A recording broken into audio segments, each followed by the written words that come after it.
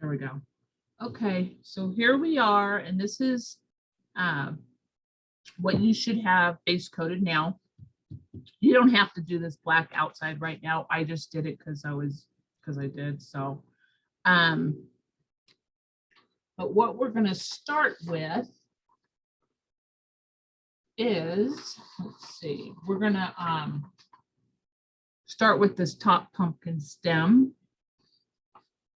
And it should be base coated with honey brown.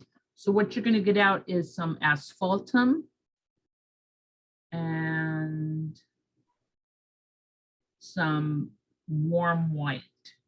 I know warm white was not on the list, but we used it. But you can use bleach sand too. It doesn't matter.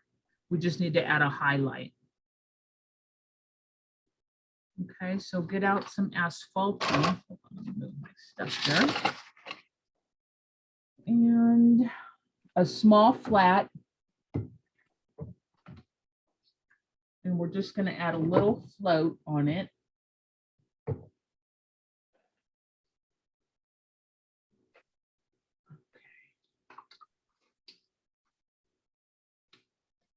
This doesn't have to be super heavy because asphaltum will start to look dirty if you get too heavy with it, even though I love the color. So we're just going to do a little float.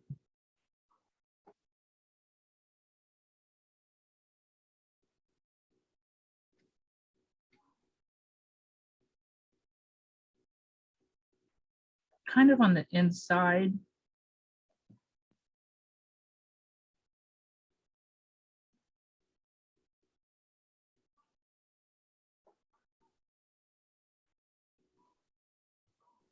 And then across the bottom.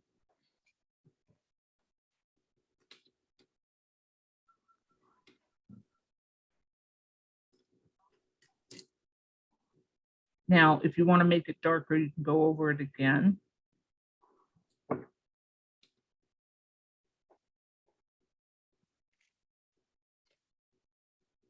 Which is what I'm going to do. I guess because it's a stem, it doesn't matter if it looks dirty.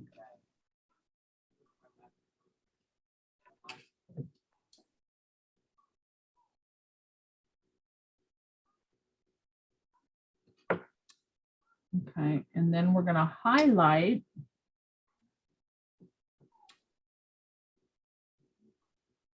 just the opposite side.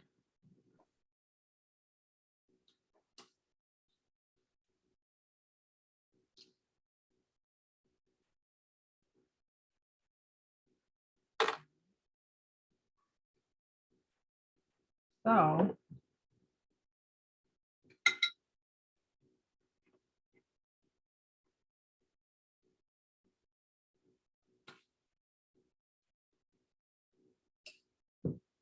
I'm just going to turn my surface upside down. Got the wrong glasses on. No wonder I'm struggling.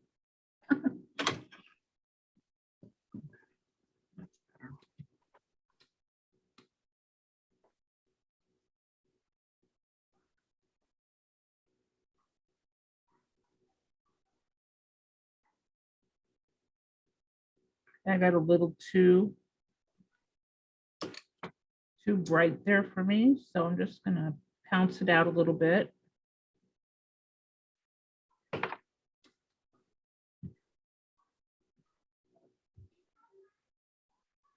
Okay, make sure you get it right up here at the top, and then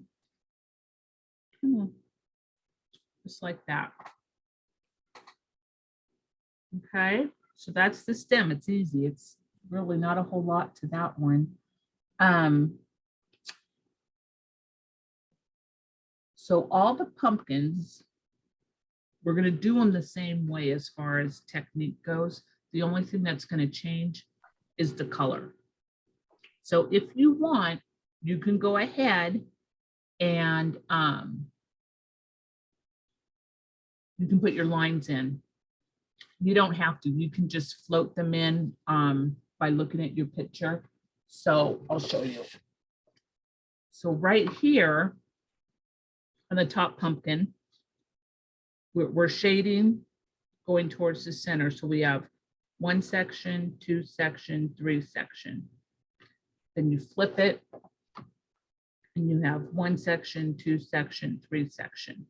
So it's up to you if you want to trace in your lines, draw them in with a chalk pencil, or just go ahead and float them in. Same thing with the other 2 pumpkins. Yeah, they each have 2 sections and a center on all of them. Okay. So it's whatever you want to do, but we're going to use asphaltum on the top pumpkin.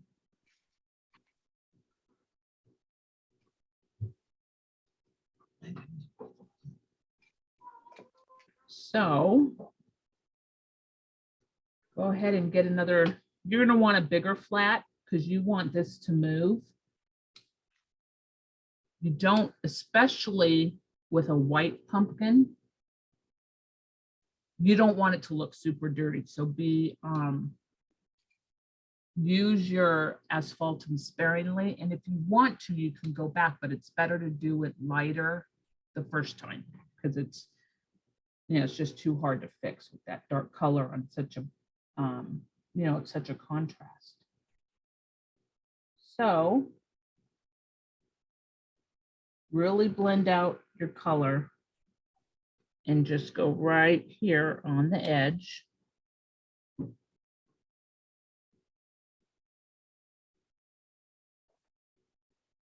And it's okay if it doesn't look like much right now.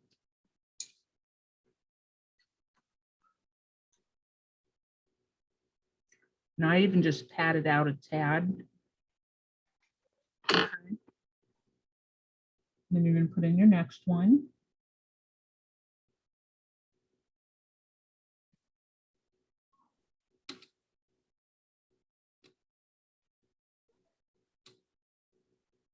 Oh, somebody can't. Oh, Kim, you can't hear me. Hold on. Let me turn up my volume. I'm sorry. Let's see.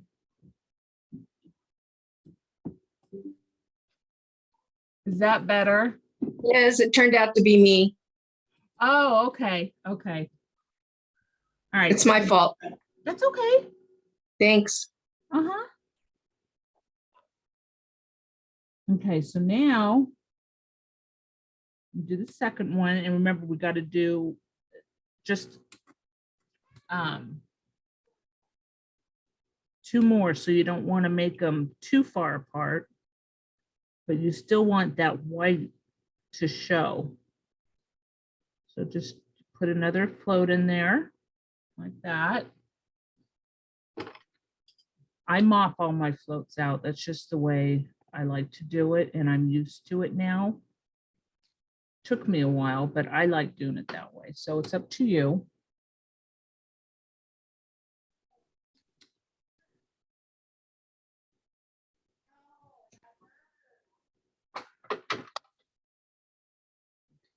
We're going to put the third one in.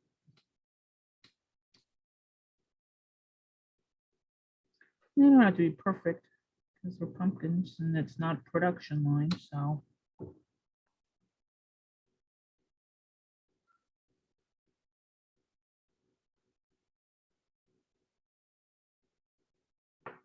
Okay. Then the easiest way is to just flip it. Flip your surface and do the next 3.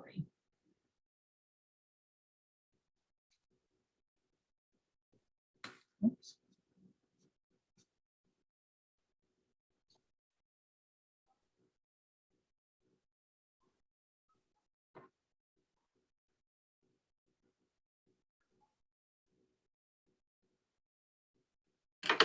Got a little watery on mine.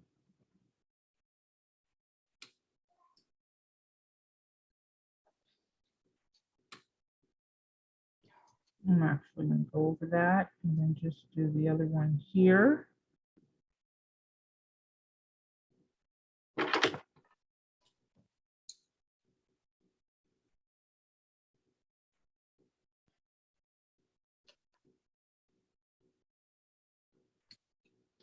And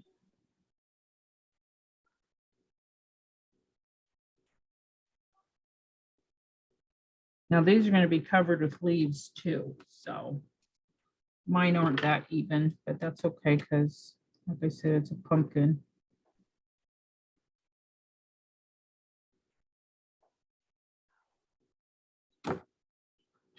So there's the top pumpkin. And I'm not going to go over it anymore right now. You're also going to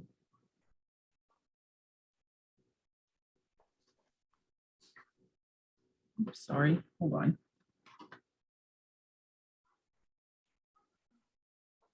Okay, we're going to also we're going to dry brush with some snow white in the centers. I'll show you.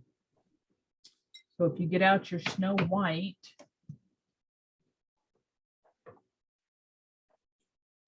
and it's just going to be in the center right here, and just get a dry brush.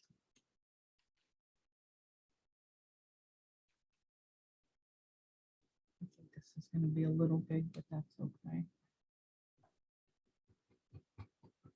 And it's going to it's going to make the center pop out a little bit. So, okay.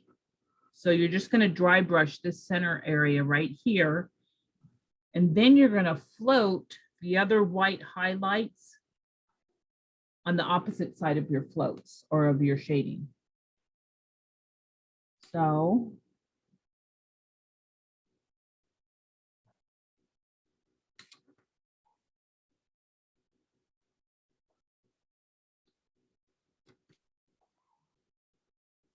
right here, you're just going to go this way. And you can, this is a good time to kind of clean it up if you have little shaky lines like I do. Okay. Oops.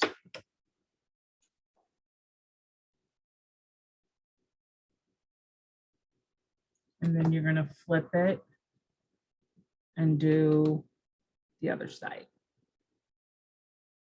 Just these two.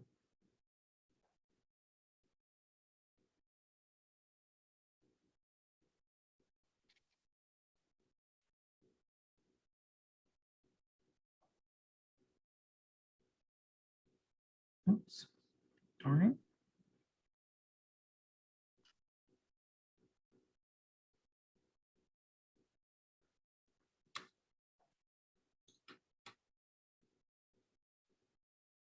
And that will really brighten the pumpkin up. So when you've got your white on there, now's the time if you want to go back and add some more of the asphaltum, you can. Okay. And I'll show you what that would look like.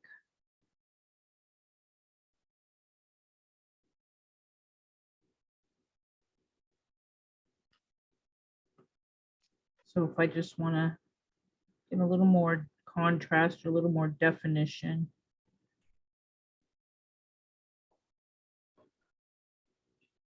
But I definitely want to pounce it out. Okay.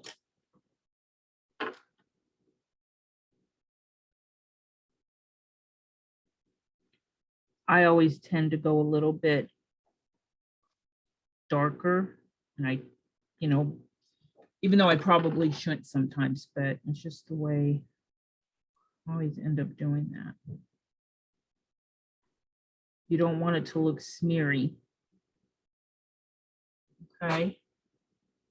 But see, now you can really see, if you look right here, you can really see that white on this first section. So it makes it look like it's, you know, kind of carved in there a little bit. I think it's fun to, that's why I think I like shading so much and highlighting, because you can really get a lot of dimension.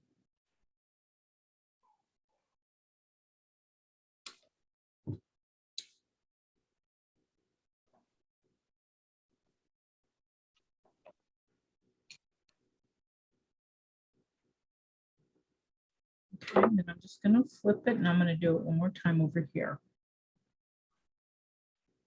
It's almost like your first float. You make it very light so you don't have to fix it. And it's also good for your placement. And it's kind of fun if you just to learn to do these sections without having to trace them on. You know, I think all of us as decorative artists, we paint a lot of pumpkins. And I pretty much do mine the same way as far as the technique and the section. So I don't want to have to put a pattern on every time. It just depends what the piece is too.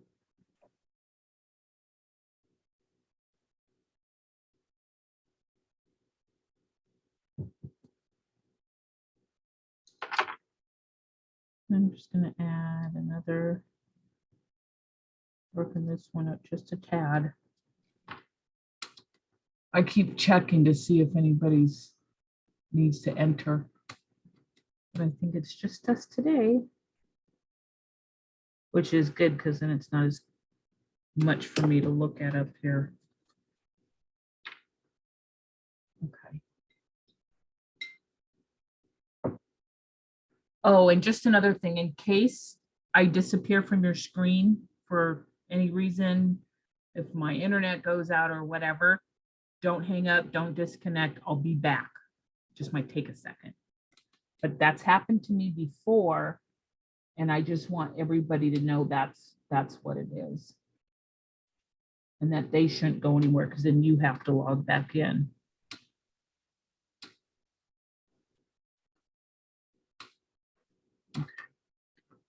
All right, so that's it for the top pumpkin. Okay.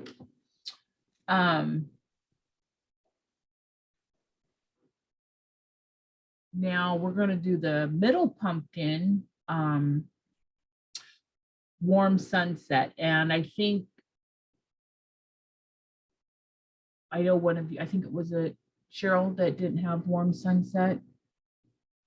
So you can use burnt orange. It would be fine up here on this one for the shading. So, okay, here we go. So now this one is a little bit bigger. And if you want to add a couple of lines, you can. So I would just draw them in.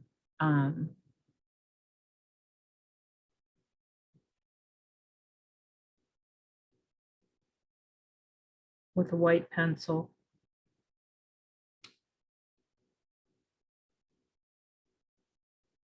Well, it doesn't matter. You can just do it like that. Okay. And so now with warm sunset, I can find what I did with it. I need more room. Oh, shoot, I just had it. I don't know what the heck I did with it. No?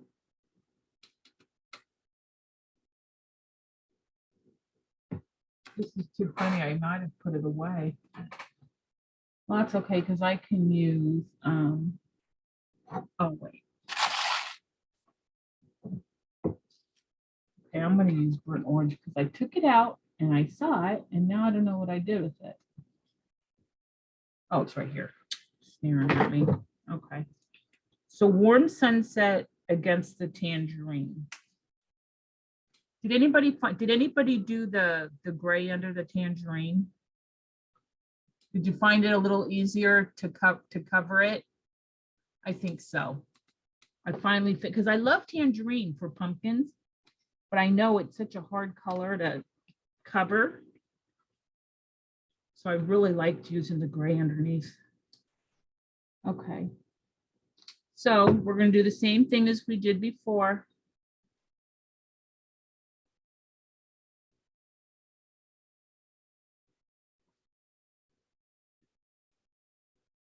Just want to get that.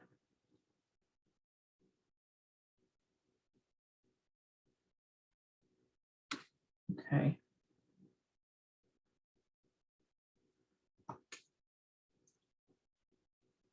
Now, I'm marking off all my pencil lines, but that's all right. Probably a good thing. Okay. These aren't going to pop quite yet. So we get that highlight in there.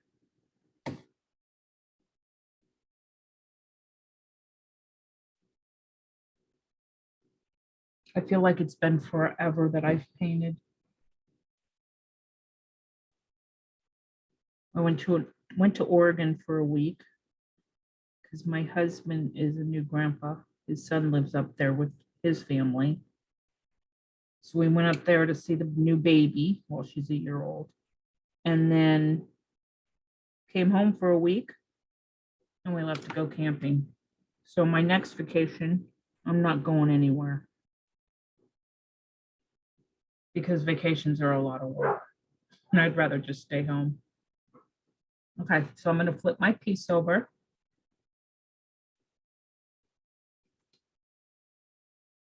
And I'm going to do it again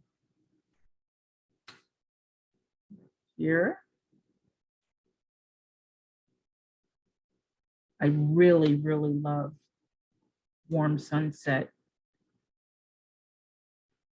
It's a very rich orange and it floats really well.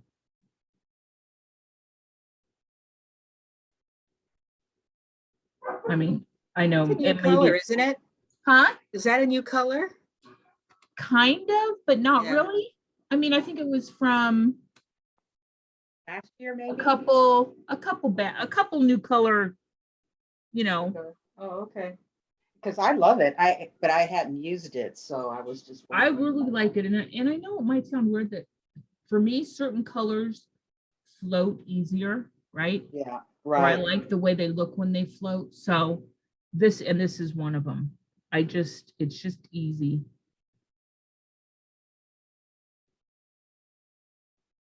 But I like orange. I like coral. Yeah. I like those colors too.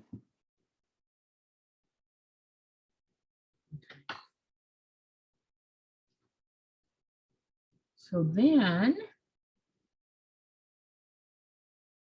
golden yellow. That's a semi new color. And I love this color to float with because I don't like floating with yellows unless they need to be like a dense creamy. So this one worked really good.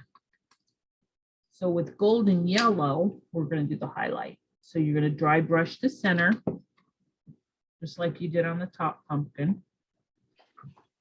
And you know what? You can use the dry brush you had before with the white, just rub it out. You don't need to get a whole new brush if you don't want to.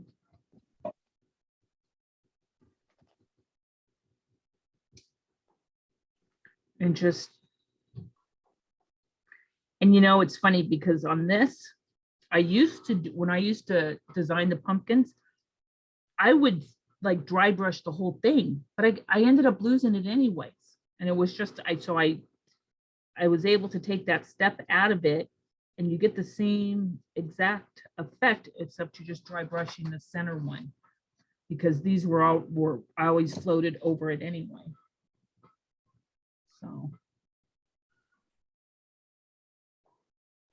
Okay, then you're going to take your golden yellow.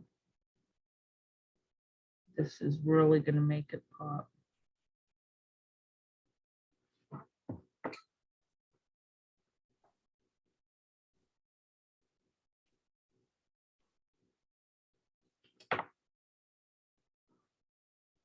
I always end up getting little pieces, the other color up here at the bottom, but we're gonna go over that anyway. So you don't have to get it off 100%. I forget, I think it's soft black goes there. Anyway. All right, so there's those two sections. I'm gonna flip it. I'm gonna do the other two.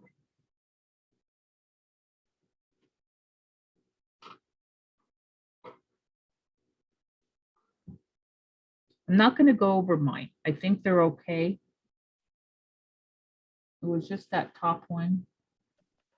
I think too, because, you know, the white shows everything, right? So you try to get it as, well, for me anyways, you try to just get it as exact as you can.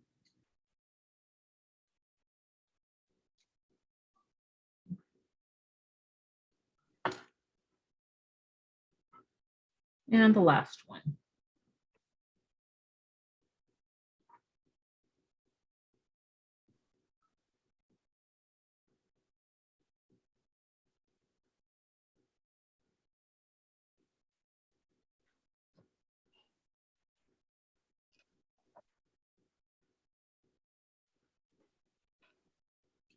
Okay. There you go. Got our first two pumpkins done. I don't like this at all on mine, so I'm gonna fix that, but you know what? There's two big leaves that go over here, so I guess I'm not. Anyway, so for the last pumpkin that was painted persimmon, go ahead and get out some black plum and tangerine. Okay. This might look a little dramatic, I guess I should say, with this black plum, but it works.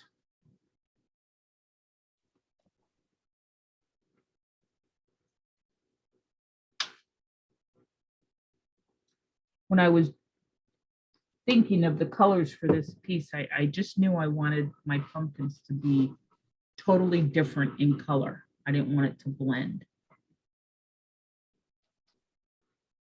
Okay, so now with your black plum, like the asphaltum, even though the contrast isn't as much, this is a really strong color, and it looks better if it's really blended out. So make sure you blend it well and that you really flatten out your brush when you're doing that float, okay? And then you can soften it. Just like that. Doesn't have to be super wide. We can get wider later if you want. You can go back over it.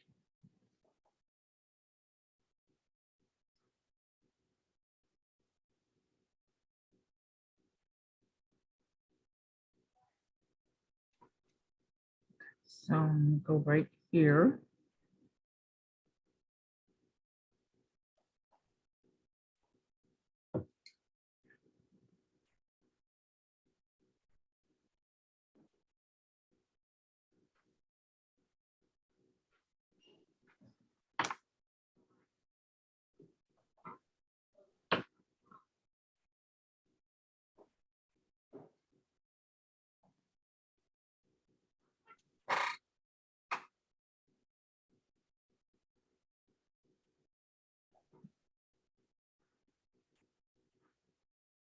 All right, and then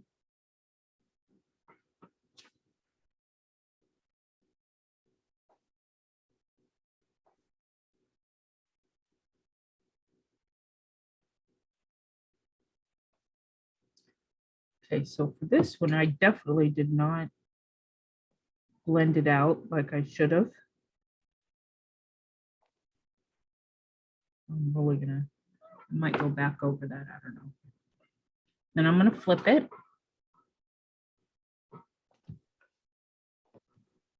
But you know what, this one has two big green leaves on it, so.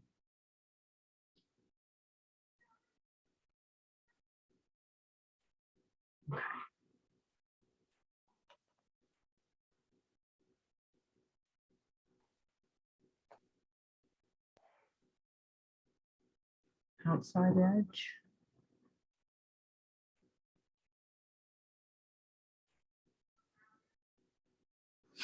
And the other two sections.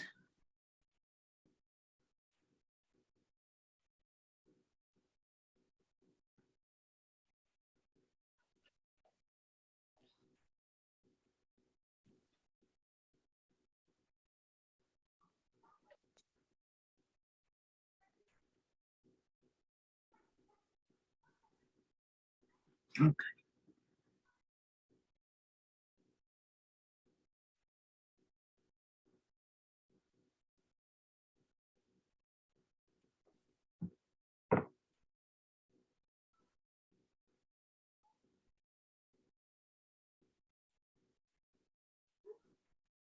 Okay, and one more, and then we'll take the tangerine and do the highlights.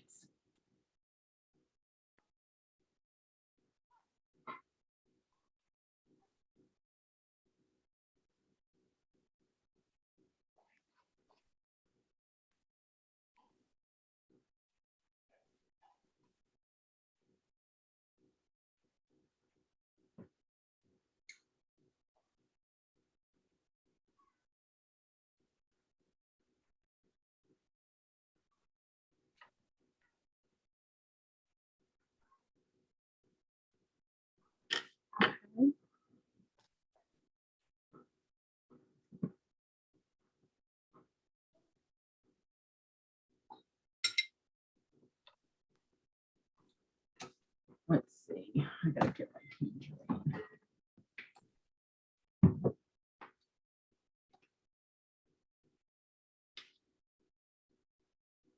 Has anybody got the new colors that came out?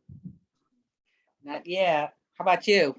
No, not yet. I'm going to though. How do you like Yeah. them, Cheryl? They're very pretty, but Are they? I haven't used them yet. Mhm. I have bought 3 sets. Oh, Oh, okay. wow.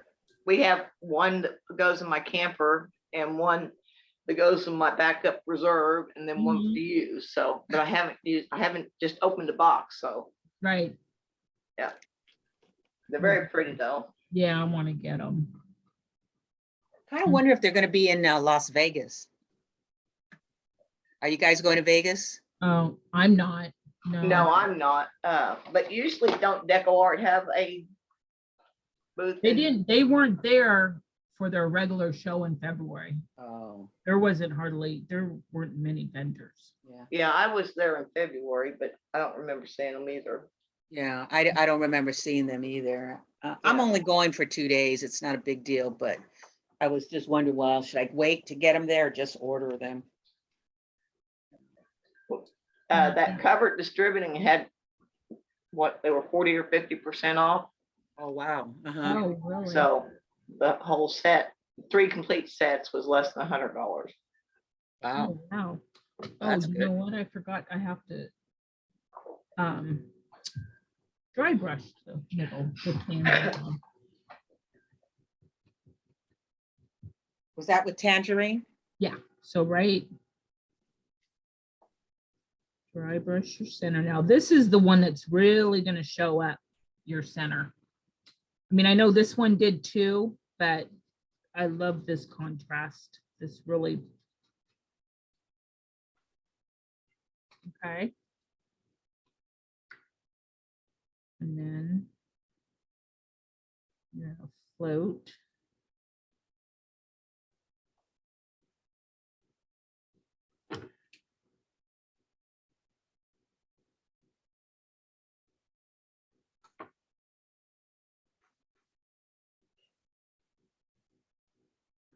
I'm gonna do that again and over, I think.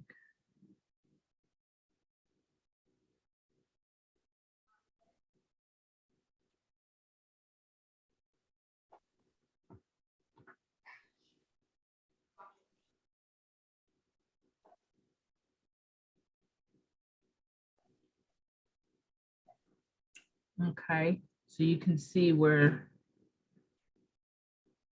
it really pops out.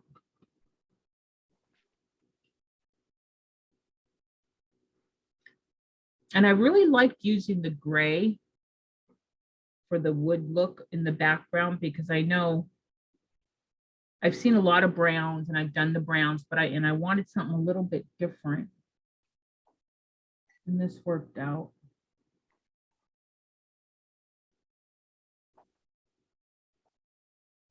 Okay. I'm just gonna go here.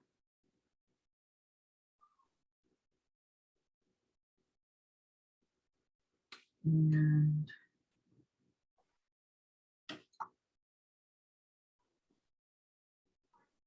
right here.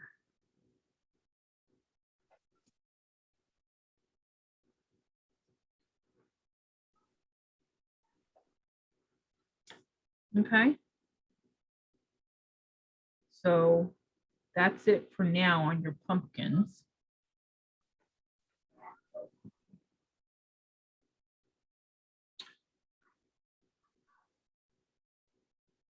Okay, so now you should trace. I know there's some base coating here, but you needed to get the leaves or the pumpkins done before we put all the leaves on. So we're going to take a few minutes to trace all the leaves on top of the pumpkin, the sides of the pumpkin, and your petals for the sunflowers. When your pumpkins are done and you're ready, go ahead and trace those on. And then this is where you might, well, I mean, you can follow along, but you can also look at your picture because we're going to base coat. And when we're base coating the leaves, we don't need to do 2 coats. We can just do 1 good coat because there's a lot of floating and highlighting.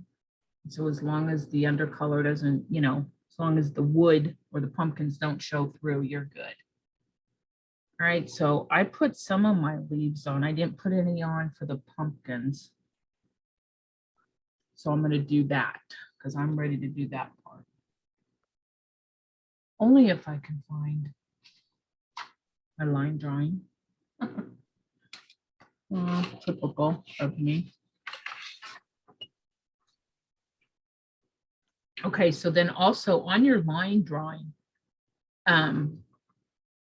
when you trace these on, you just look at your picture and place them because I didn't put these leaves on the pumpkins. I put them separate. Okay. So like this one up here, it says leaves on the middle pumpkin. So this would just go right here. Okay. Well, on your tracing paper. Of course, I didn't put mine on tracing paper, so I'm just going to put them right here, kind of eyeball it for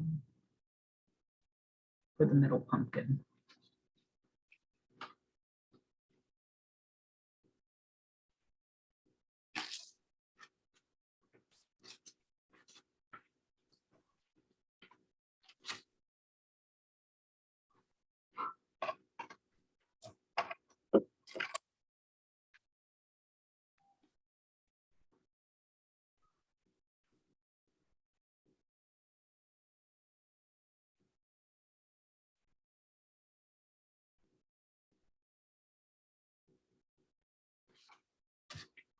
So just like that. Okay, so here's the middle pumpkin leaves. And then these leaves here are on the top pumpkin. There's actually 3. So I'm just going to put 1 set here. And it comes off the pumpkin a bit too. So just situate them so it looks like they're kind of above.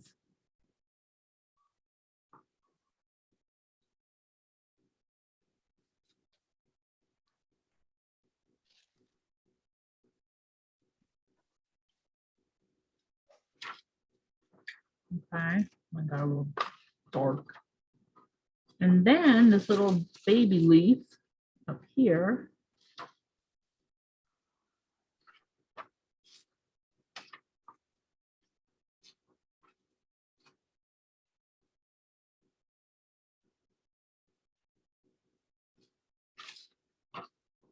Okay.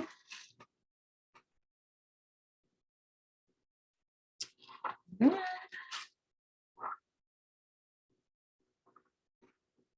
these are the bottom ones. Now this leaf right here, this is actually on the middle pumpkin. So just make sure you have it on there.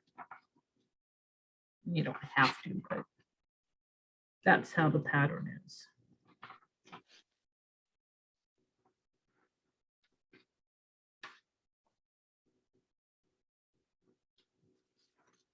Okay.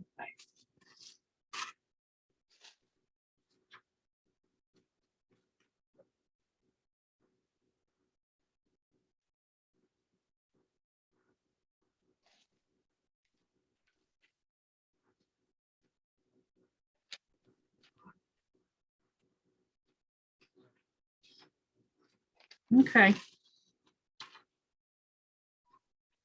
I need to put my top sunflower. I already put it on there earlier. So I just, you want to just get the outline for these petals.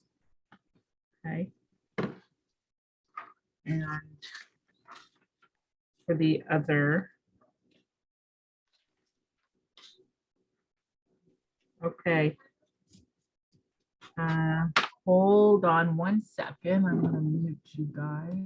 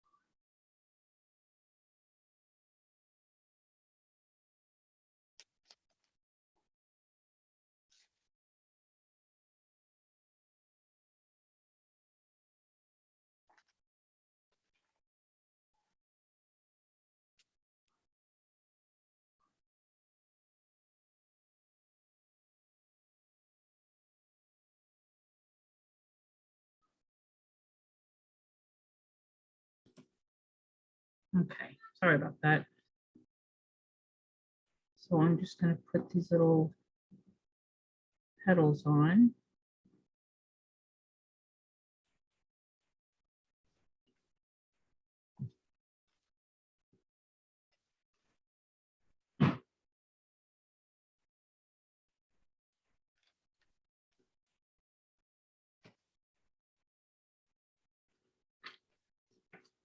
Okay. My petals got a little big. I came up too high because I didn't use tracing paper. So, but I'm not going to paint them that they're not going to go over. I'll just bring them down a bit.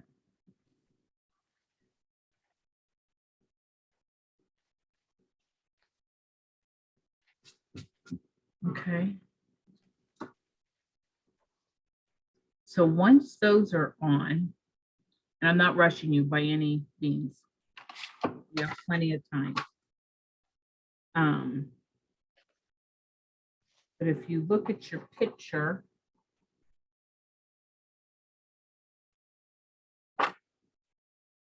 actually what I'm going to do is the orange leaves are persimmon. So on my piece here, I'm going to kind of just put a dab of paint on everything. So you know, which is not that the only orange leaves are on the top. Everything else is green. So the orange leaves on the top pumpkin are persimmon and all the other leaves are Hauser medium. Okay. And then the sunflower petals are golden yellow. So I'm going to start with my petals.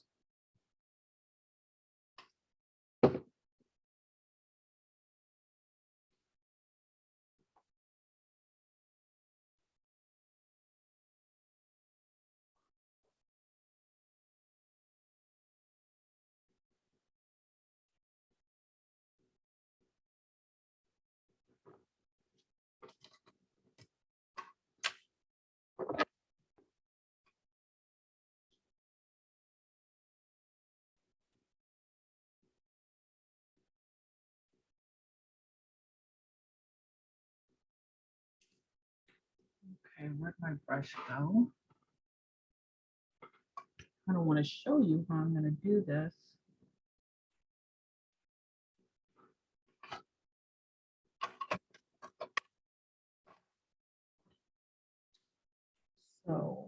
yellow.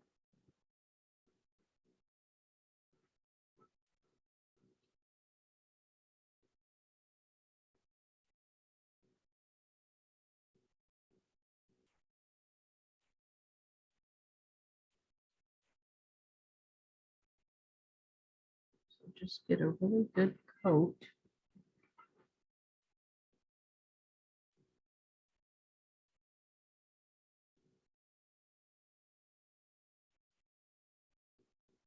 Okay, so just one is needed.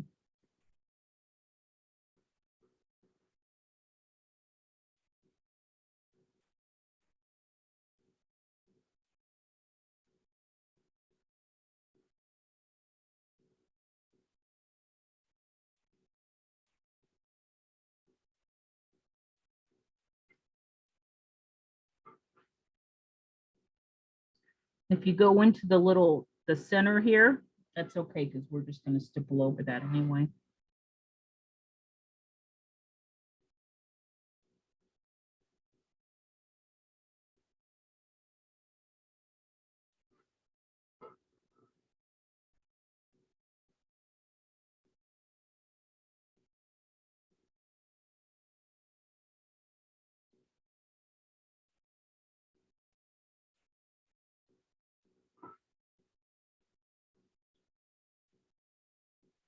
Oh, somebody's in the waiting room. Let's see.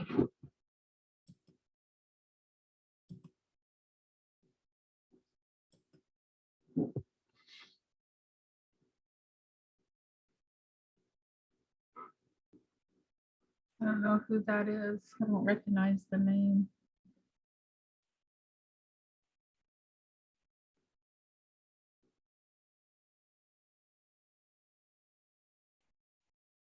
Hmm.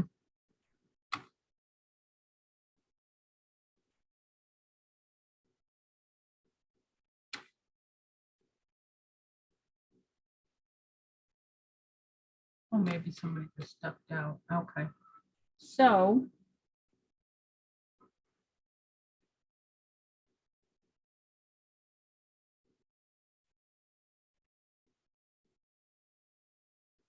you may want to do a second coat on the yellow, just real quick as you're painting it, because it is a little sheer.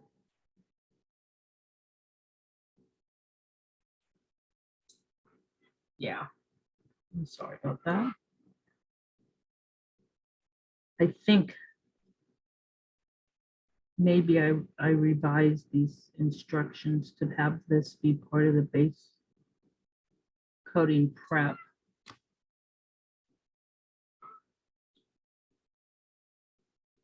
I think I know why I did it like this, because this pattern, when I originally wrote it, it was for that French Canadian magazine. And I didn't have to do a prep. I just had to write the instructions. And I didn't change it when I sent out the instructions for class. Or I would have had you guys do this beforehand. I'm sorry.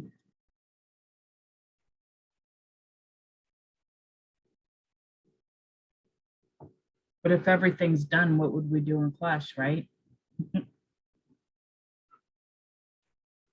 Anyway.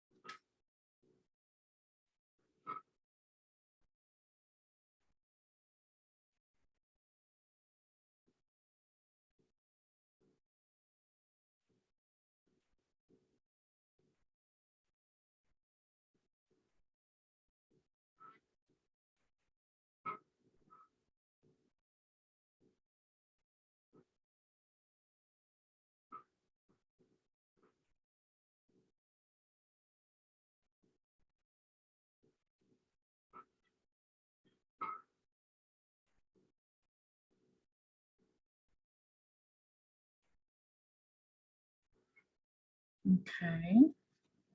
And I'm going to do the bottom one.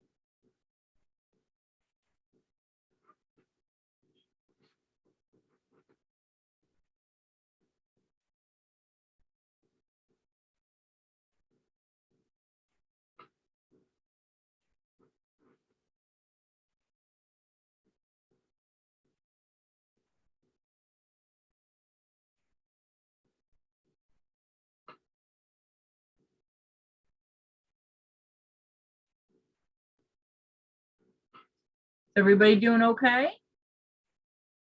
Good.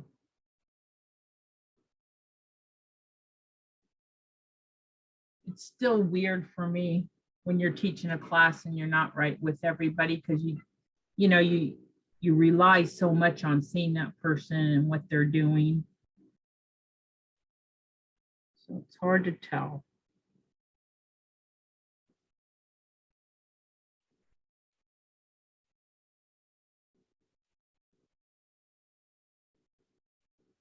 Okay, so now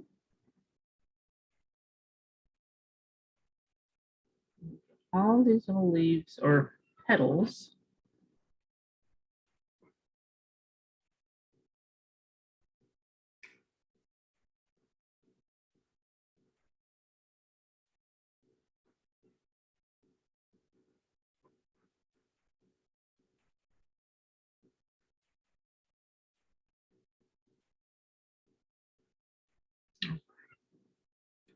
So I got my yellows in. So I got the top and I got the bottom. So now I am going to do my top leaves in persimmon.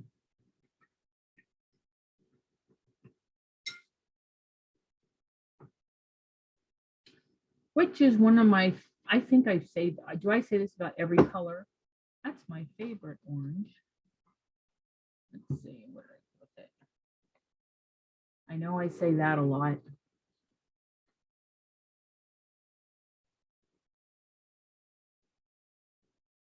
Oh. Oops.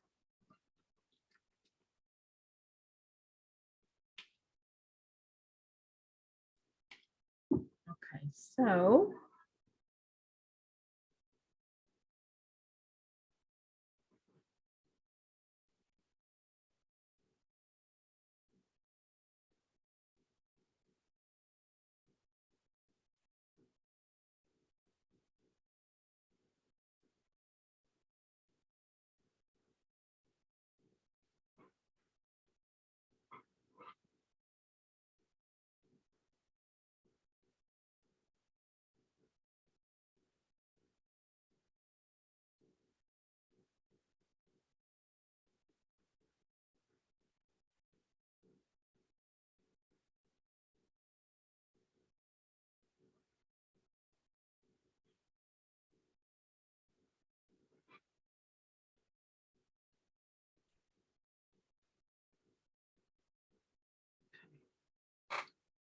get your little orange leaves on.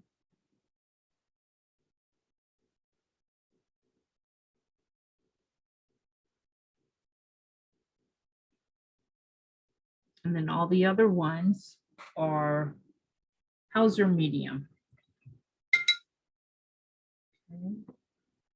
I'm going to step away for a second. I have to go use the little girl's room. I'll be right back.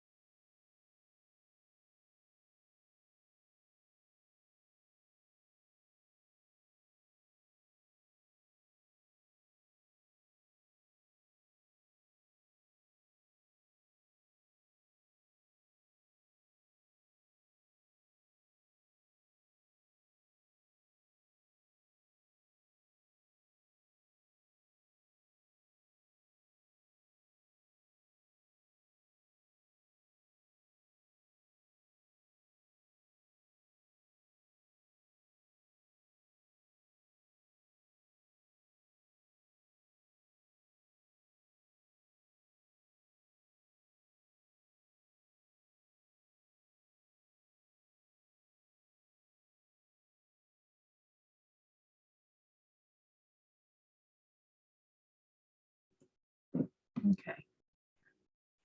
All right, so now how's your medium?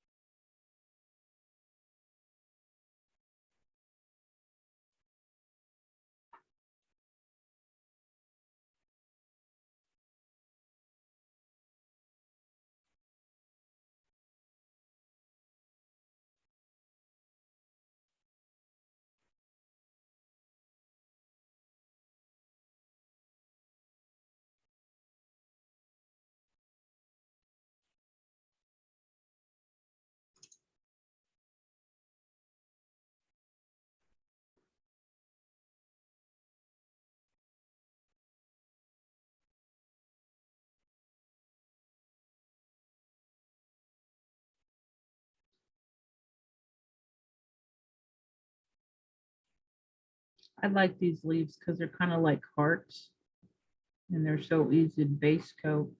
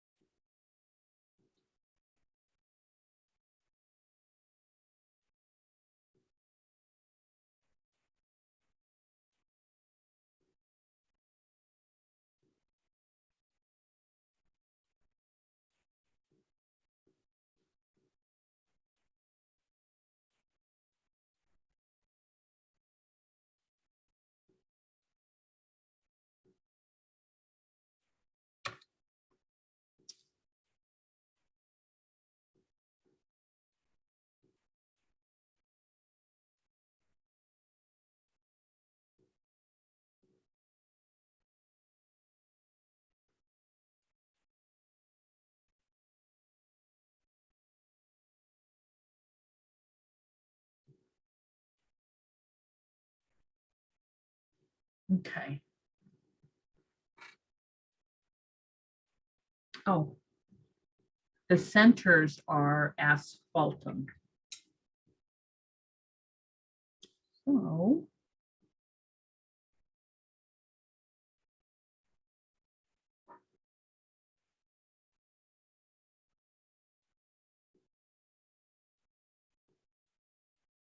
there's going to be stippling. Oh, sorry. There's going to be stippling over this on the asphaltum.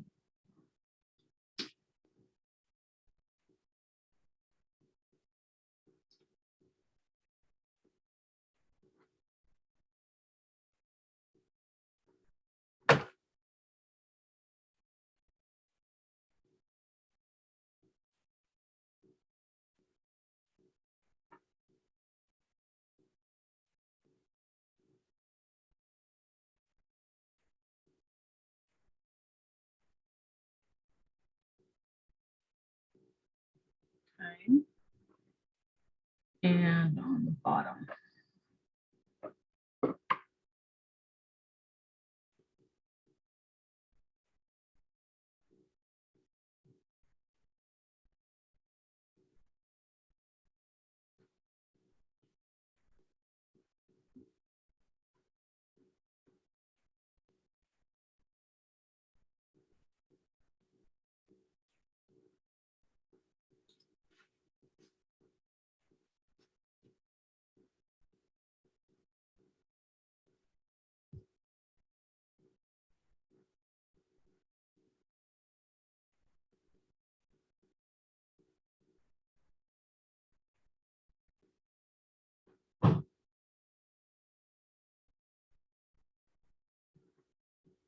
Okay.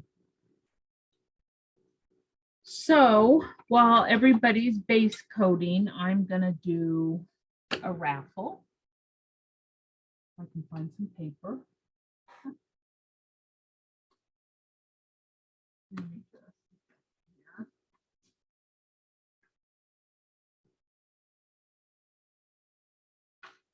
I need to download. They have this spinning wheel like Wheel of Fortune, and I can download this app and then I put everybody's name in it for the class. And then I can just spin it and whoever's name it lands on gets the prize, but I don't have that yet, so. Paper will have to do for today. Let's see, we have Esther, Kim, Linda, Cheryl, and Shirley. Linda says, this is my first pumpkin class. Oh, okay. Well, I hope it's okay for you. If you have any questions, obviously just ask. Well, there's a lot of pumpkins too. So you'll get the hang of it. All right.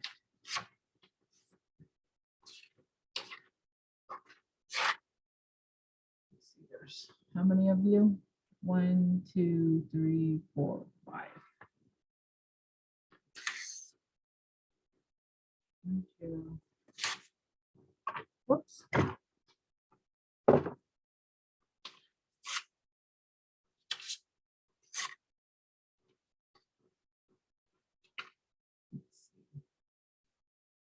Esther.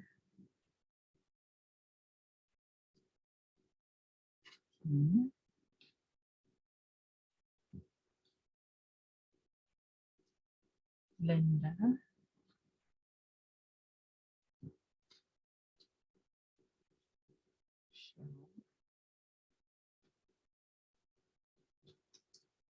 And Shirley.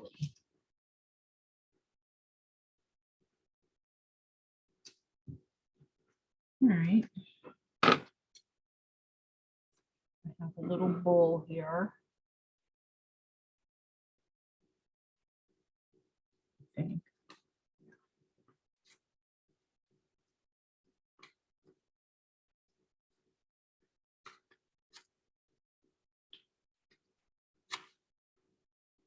Okay.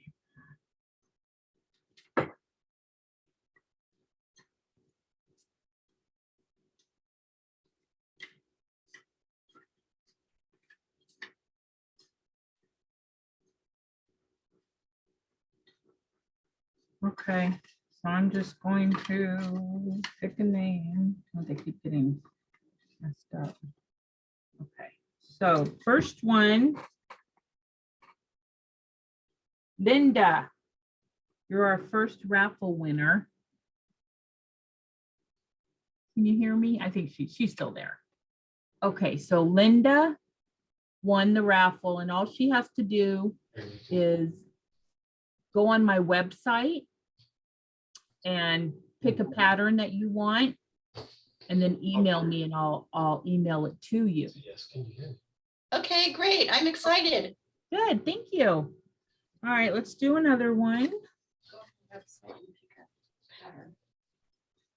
This is hard. Grab one. Shirley.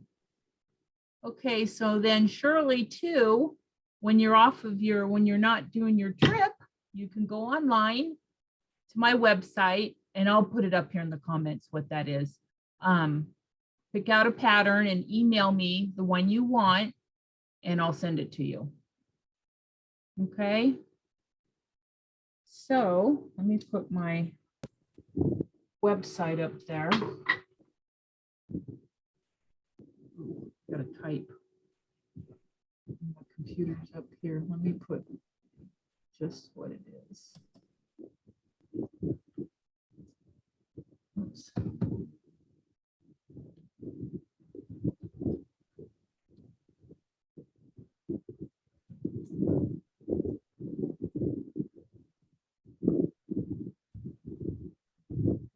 Okay. It's just my name.com. And then sometimes people laugh when I say it's just my name.com, and they're like, well, your last name's horrible. So, but that's okay. It's kind of just like it is spelled, Bigliato. All right. So, everybody still working on their base coating? Okay, that's fine. We're good. Because once you're done base coating and we do these, it's not that long. So.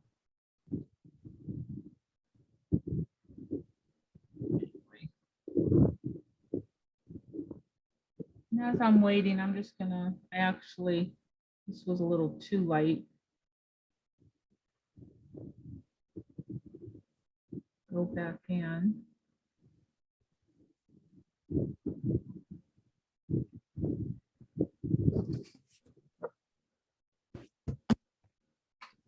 See, now all the leaves on here, to me, they seem like they covered pretty well. But on this lighter orange and the white, they didn't. So if you want to do another light coat, that's fine, obviously.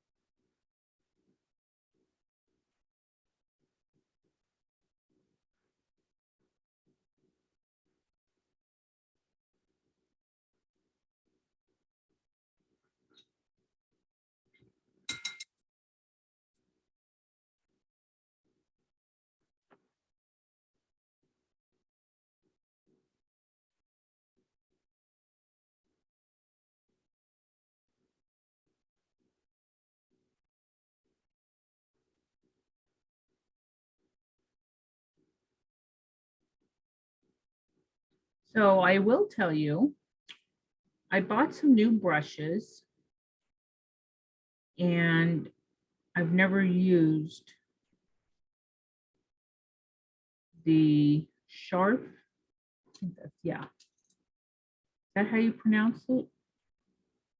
Sharp or Sheriff? Sharp. Yeah, I think it's Sharp. Anyways, I love these brushes, and I got them in Vegas when I was there. And I love their mop brushes. They're called moon mops.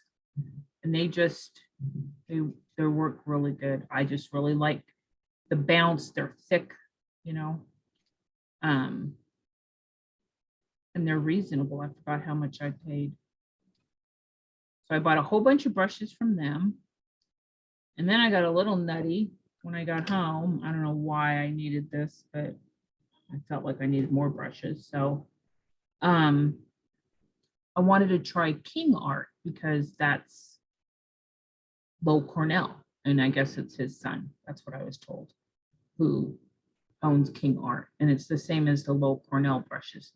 And they're pricey. So I didn't buy all that I would have loved to, but I got some rounds and I did get some flats. So the round ones I got, they're premium. They're called the premium. I guess that line or that series is premium, and they're orange. And then I bought the original gold because I like these angles. Oh, yeah. So I got them off of Amazon. Oh, wow. Yeah. And I know, I think other, you know, maybe like the big art supply stores sell them, but I just got these off of Amazon. So I really like them because I love low Cornell brushes. Mm-hmm. But I felt like it really wasn't advertised that King Art was Low Cornell. Like I didn't know for a long time. So I might have bought them a lot sooner. But I do like the Sheriff because they're very reasonable. I do like those mops. I think they're cool. Yeah, Yeah, they work really good, I think, but you know. I do too. And I bought a whole bunch of them because I mop everything. Yeah, except I do too. my floor. I mean, that's a new thing for me. I've gotten better at it. So it's, Oh, yeah. mopping. Yeah. Yeah. Sometimes, you know, it's like, oh, but no, I've gotten a little better at it. And so I like the mopping, you know. And you'll start to realize that you want to do it more, and it just becomes a habit, you know. Right. Right. I started that because of Maxine Thomas, because she's the one that mopped, right? Right. Mops Right. everything. Yeah. And her styles, her floats are so beautiful. Yes. But she uses a clean brush, a dirty brush, and blah blah blah. For me, I mean, it's a great way to do it. I don't have the patience. I just want to pick up my mop brush and go. Right. Right. So I she agree. dabs it all with water. And for me, if I have enough water in my paint when I'm doing the float, Uh-huh. I don't need to listen it ahead of time. Yeah. I mean, I guess I could look at it and test it all out, but I just like to do the float and mop it out a little bit and continue on. Yeah. I just unique. Yeah, me too. It's like there's some good mop days and there's some not good. Well, and then, you know, I'm finding too, as I paint, that I like painting just certain sizes of pieces. Yeah. So even though I love the big pieces, they look great, I'm just not there anymore. You know, maybe years ago I would have done it, but now I just like certain sizes, nothing too small, even though I do like small, which is weird because I love all that little tiny detail. Oh, okay. But I like just like this size, maybe a little bit bigger here and there, like especially ornaments. I'm starting to go a little bit bigger, but yeah, well, but then my eyesight, and I feel like I'm really straining after a while, and it's like, I don't want to. Well, that's why, you know what I did? Hold on. Sorry, that was my son coming to interrupt me. They forget I'm in class. Oh. But that's why I started on my patterns. I used the 14 font. Oh. Everything's traditionally, I think, 12. So I like the 14. I don't care if I use more paper. It's easier. Yeah, I agree. I do not like it when it's so small. I can't, even with my glasses on, because I've started having some really, well, at least with one eye, some stuff going on, and I just don't want any problems. Right, right. So I get that. Yeah. Everybody good with their, or you need another minute?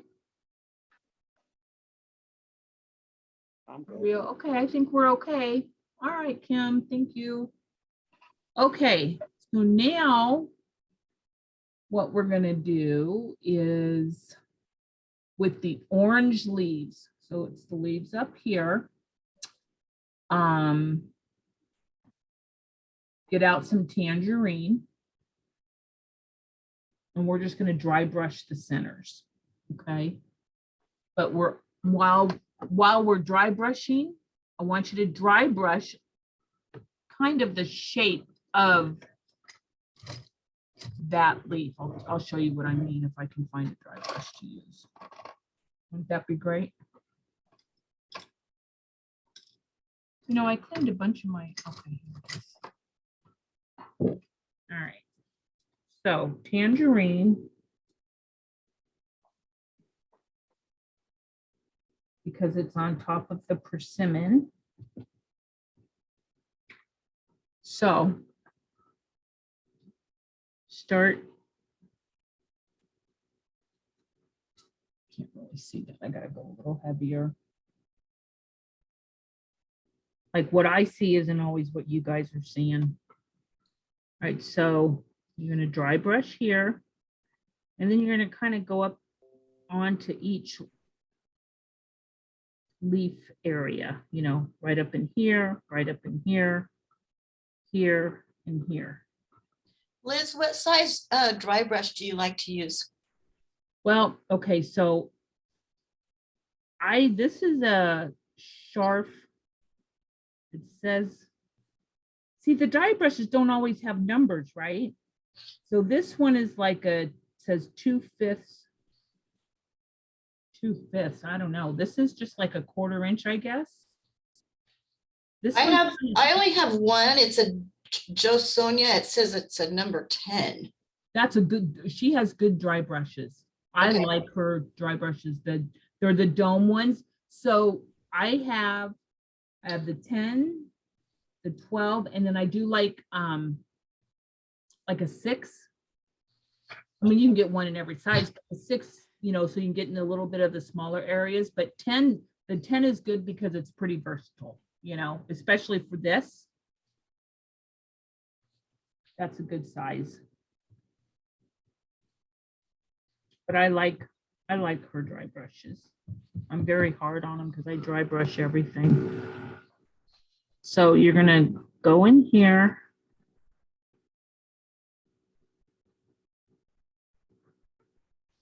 I mean, this is not showing up like I wanted on the camera. So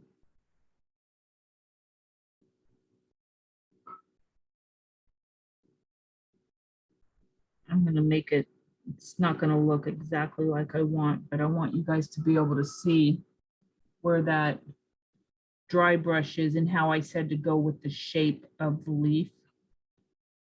Okay. Actually, what I'm gonna do too is I'm gonna add a little white just so you can see it even better.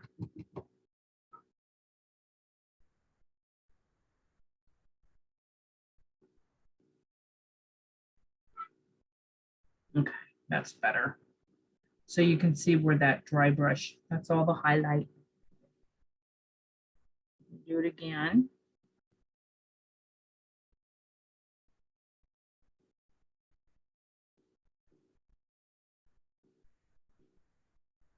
That one needs a little white too.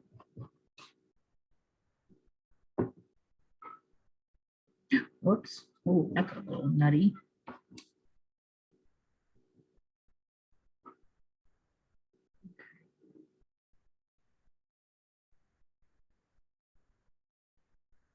Wow, that's really way too bright, but you get the idea. And then on this little one, add some highlights there.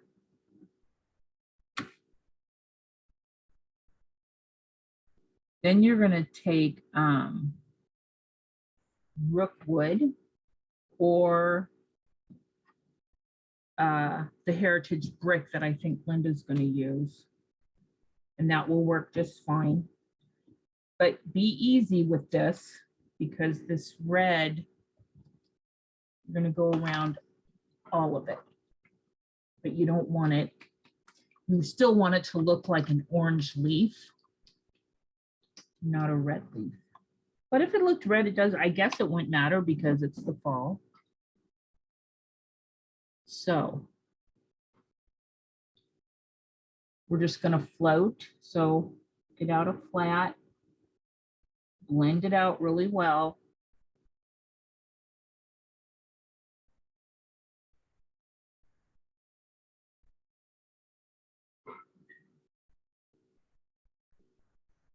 And you're just gonna float.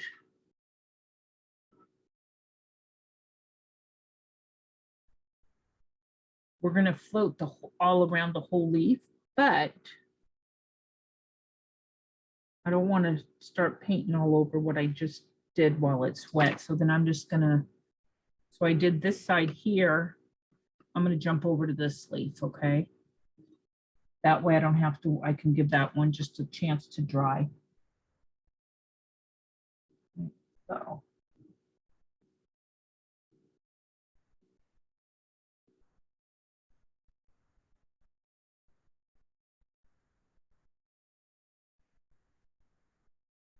Make sure you get that little curve in there, because that's, leaves are not pointy.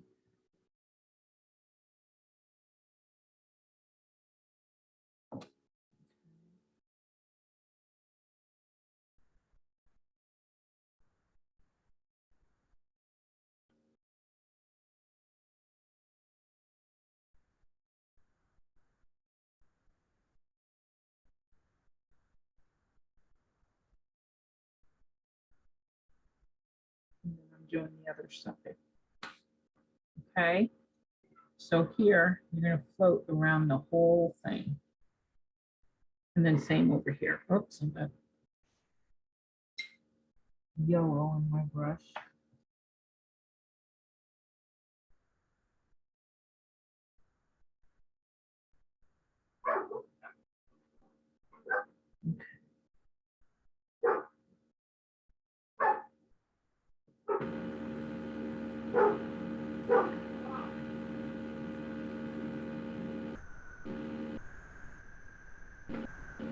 Okay, so then you got it there.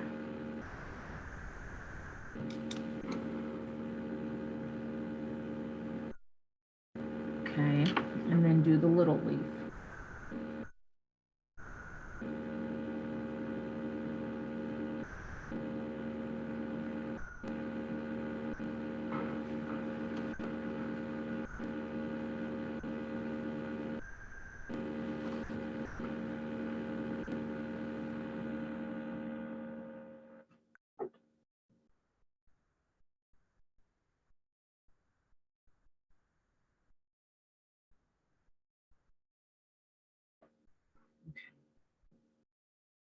So that's your highlight and float for the red leaf or the orange leaves.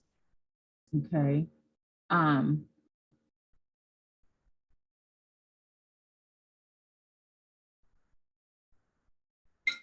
Now with your asphaltum, so I floated the vein lines. Okay. I like doing it this way. I think they are not that hard to do. Let me see. I want to get a smaller brush. I like using an angle on it. You can use a flat. Oh, where's my, okay, so I'll do a demo on my leaf so you can see. And this too, you don't wanna, you wanna do one, kind of one step at a time. You gotta let the first step dry. So you're gonna load a small, ideally a small angle, like a 1/4 inch. All right. And I stay up on it. So I might slightly come towards me. But you want that hard line, right? You want a little bit of a float with the hard line. And then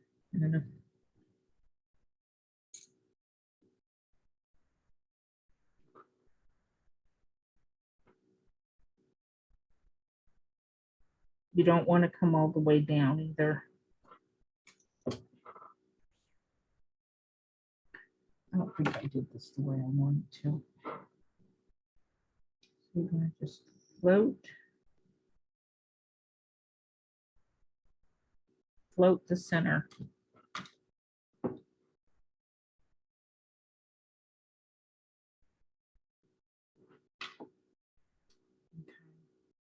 This one is what I want. That one is not what I want. So, hold on a second. It's hard to perform under pressure. It's easier to do when I know no one's looking. Okay. So, oops.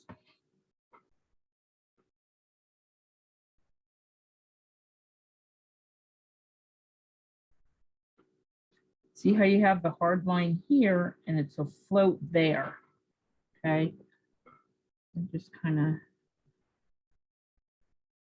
very gently, okay?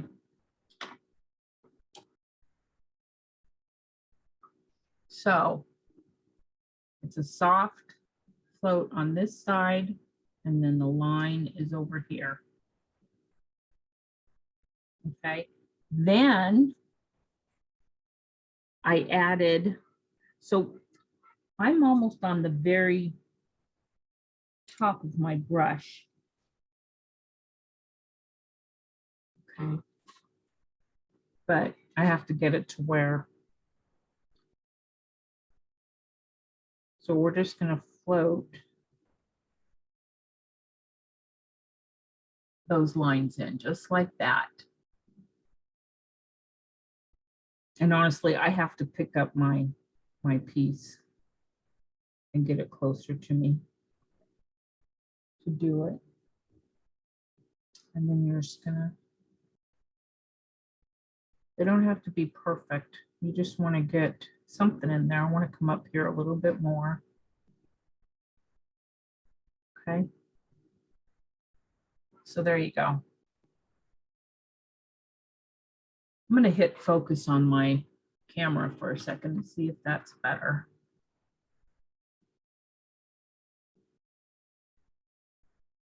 Okay, so then you're going to do the other.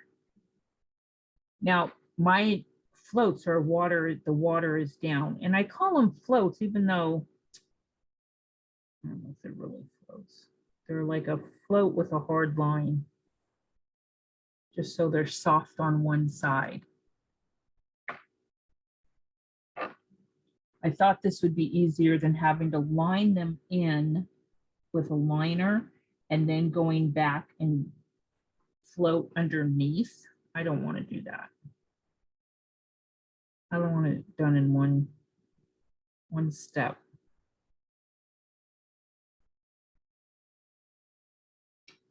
Okay.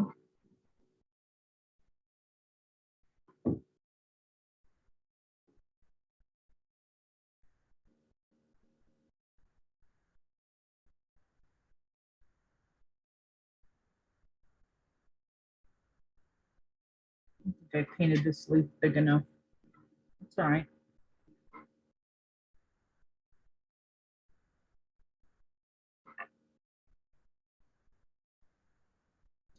That one worked out really good. Okay, so here's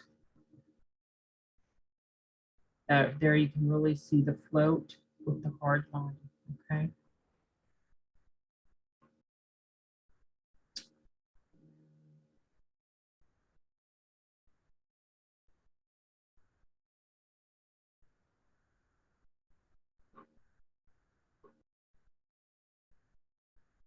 Okay.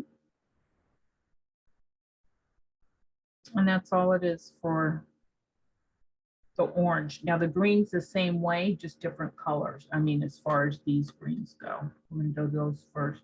I think I did do them all the same way. Well, no, maybe not. So when you're done with that, we're gonna take that chartreuse yellow and we're going to dry brush. Oh, you know, speaking of dry brushes, you know which one I also like is the Princeton, that blender brush, but I use it as a dry brush. I like this one. I like the smaller one. This one's too big. The Princeton blender. Okay, so now if you take chartreuse, or any brighter yellow, I mean, use the golden yellow if you want, that's fine.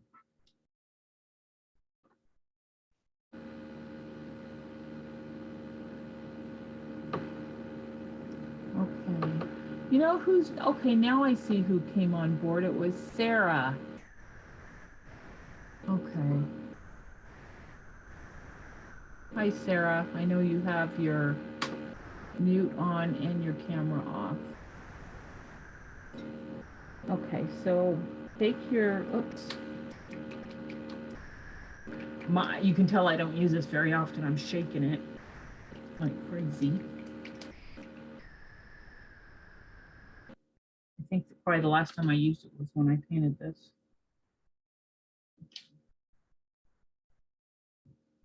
So with your chartreuse yellow, you're going to dry brush the center of these leaves, the ones that are on the pumpkins.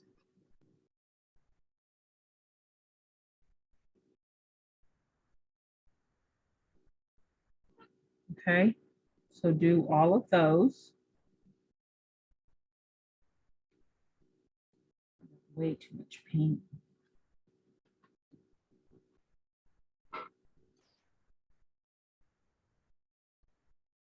Make sure you follow the shape.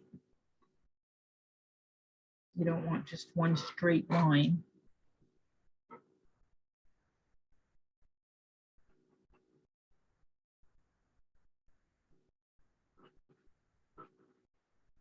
I got a little crazy on that one because my brush was too big. That's okay. I can fix it when I try to do it now with my shading. A little heavy. All right, so right here,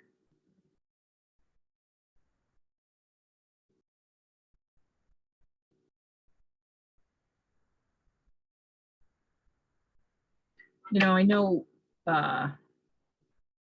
with dry brushing, of course, it's good to be smooth and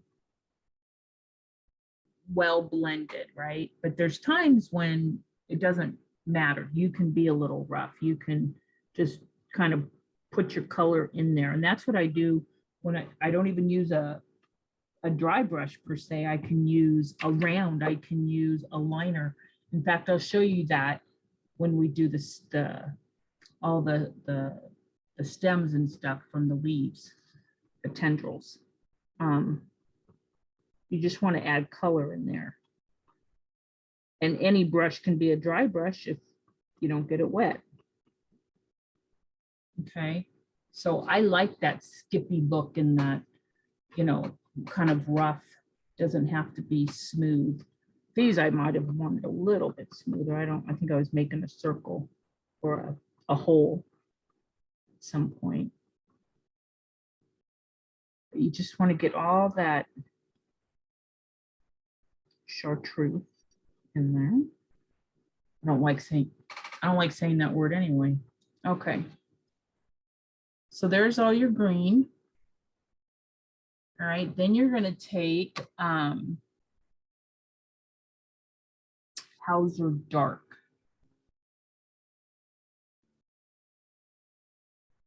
Okay. Now, actually, we're not going to do these exactly like the orange pumpkins. I'm going to show you as we paint where the floats are going to go.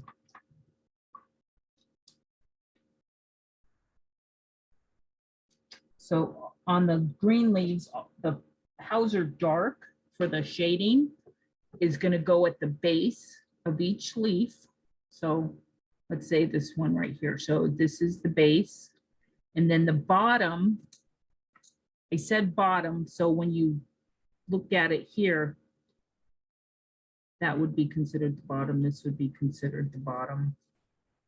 This is the bottom right here, and then right here. So we'll just go through this together.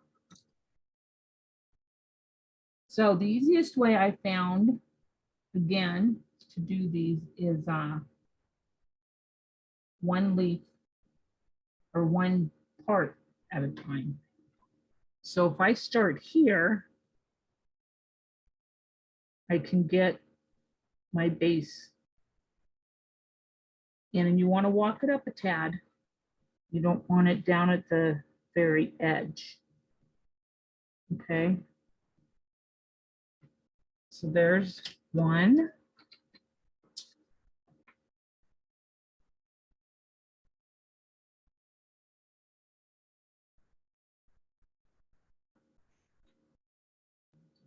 One. Okay, because this is all got to dry before I don't want to touch the other part.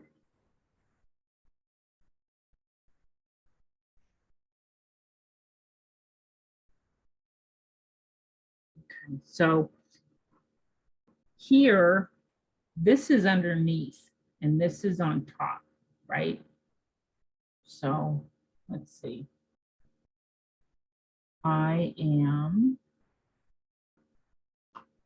I'm going to float here. Yikes, I was getting confused for a second. All right, so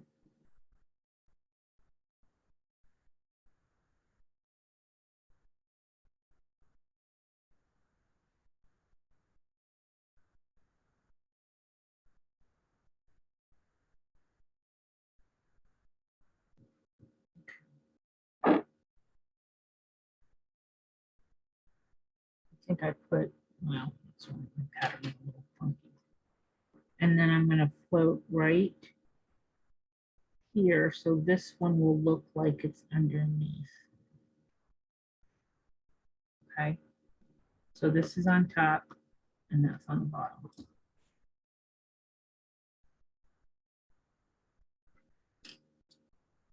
And then this one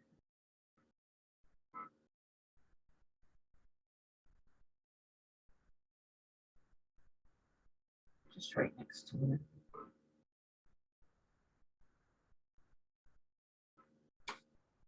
Okay.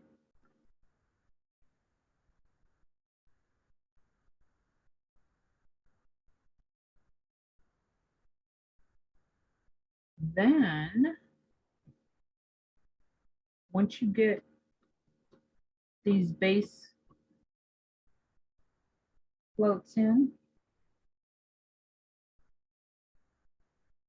that's the first step. So then I'm actually going to turn my surface upside down. I'm going to float right here. And if I need to go back over my side right there, kind of.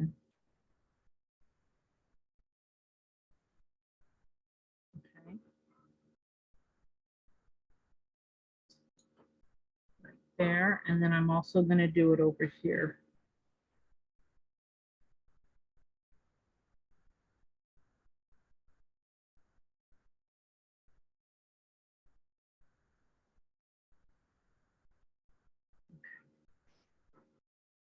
It'll make sense when I turn it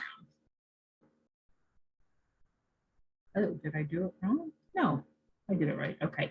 So your shade, and then your base. Okay.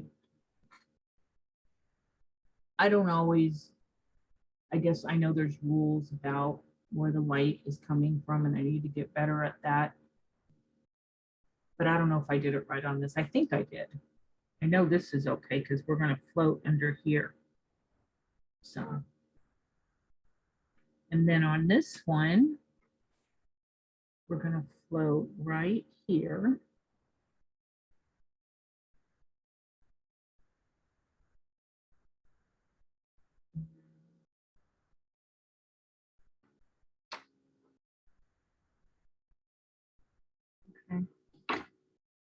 That one, I lost my little curve, so I'm going to go back in.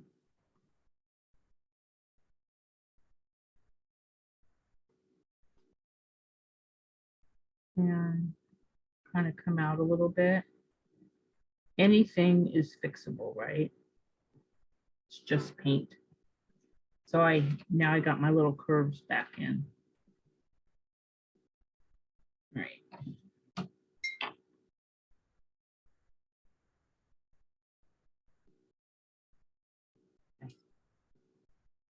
A little dark, but that's okay. And then I'm going to go down here.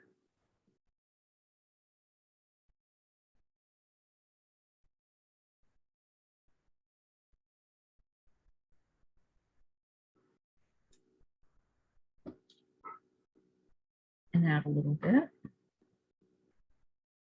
Shade. Okay. And we already did it there. And I do want to come up here just a little bit. Okay. And then come right down here.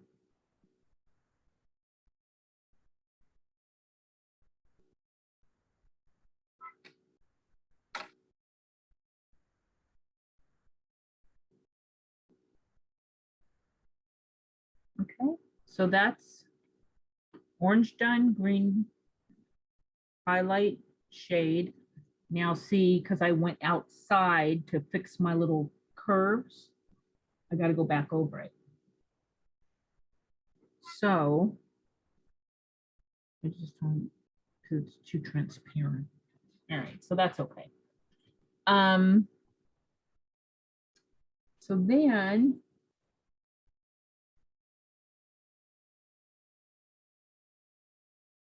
the vein lines are the same.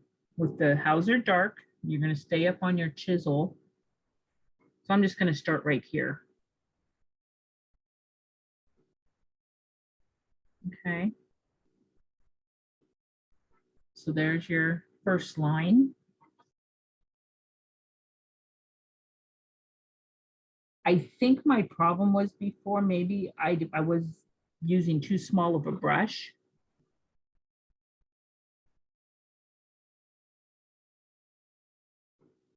Okay. I don't want to go all the way to the bottom. Okay.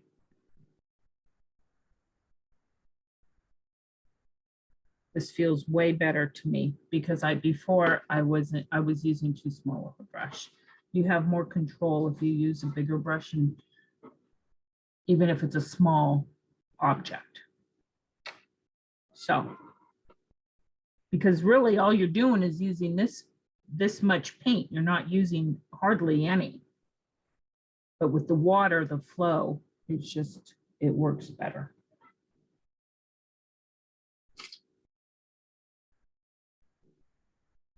Okay. Actually, this one's too light, so I'm going to go back over it. Okay. I'm going to do right here.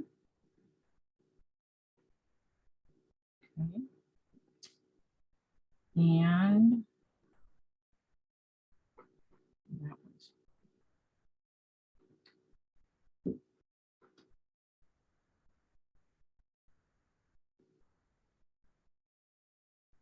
okay.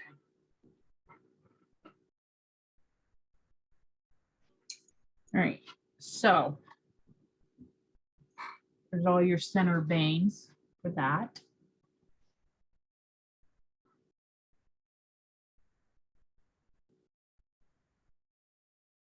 Then just like on the orange ones, we're going to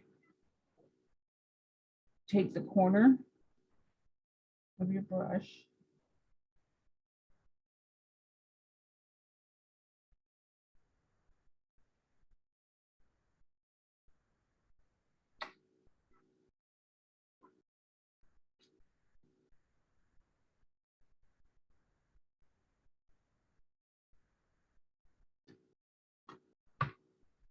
Okay.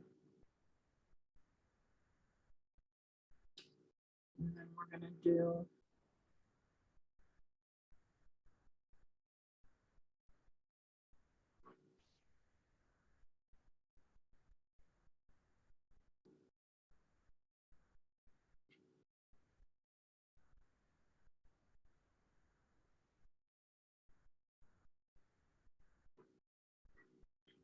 like that.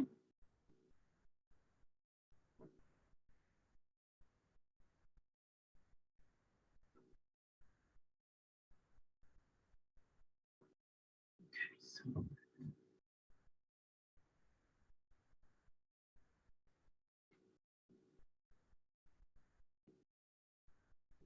once you get, I love doing them like this, but it just, once you get it, I always had trouble getting on top of the chisel, but it makes it a little simpler. I wish somebody would teach a class on just how to paint different types of leaves with different color combos and whatnot. Great. All right.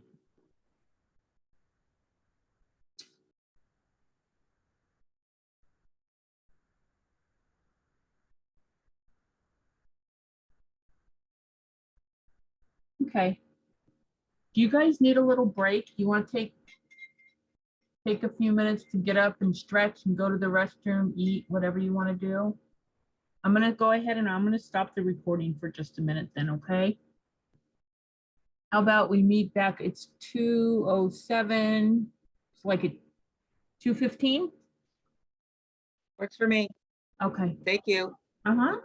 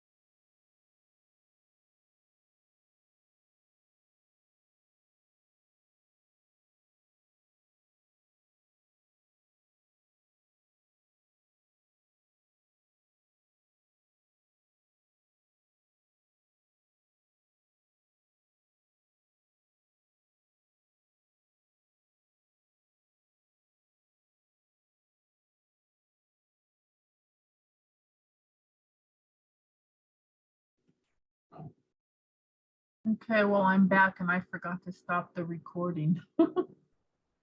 That's okay. I can try to cut that out, the dead space. I think we're just waiting on Esther. We'll give her another minute or two. Oh, there she is. Okay. So now,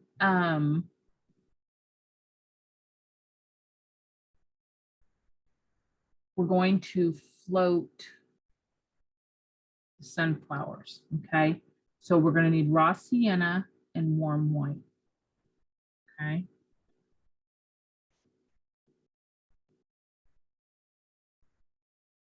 And we're gonna just use a flat or an angle, whatever you want. Get out your raw sienna, which I could not find, so I'm gonna use my cinnamon color. I can't believe I couldn't find that. I mean, I shouldn't be surprised, but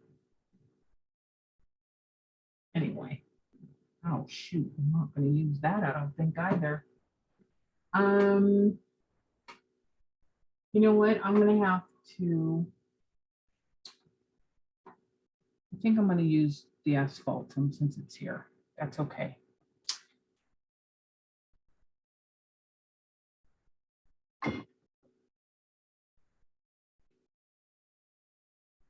So what you're gonna do with your raw sienna, you know, give me 1 second. I just want to turn around here and see if I can find it. I really don't like that.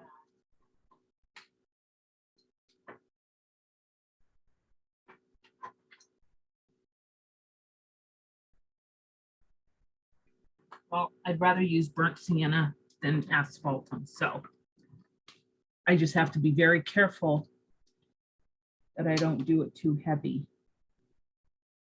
Okay, so what you're gonna do, kind of like the leaves, all the bases are raw sienna. All right, and we can't forget, so show you right here. So all the base, we're gonna do each petal individually. We're just gonna do like a C stroke float. And then on each one that's in the back, you're just gonna do a little float at the base too, but they're actually gonna be between these, you know, two petals. So right here and right here, okay? So let's see. I guess I'll start at the bottom.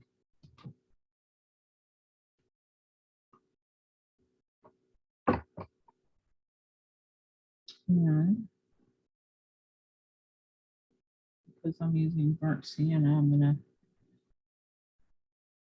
So you got to pick out which ones are in front. So this is a front petal for me. Okay. And this is a front petal.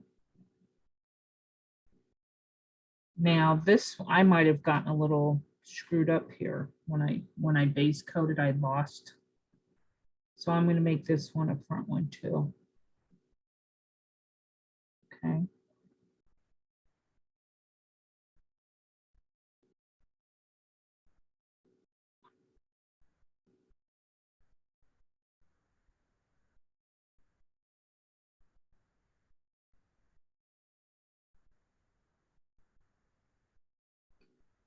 So what I would do is just do all your bases, right, at the bottom of the petals, flip it, and then do your other sunflower. And make sure you want to keep the shape of the petal.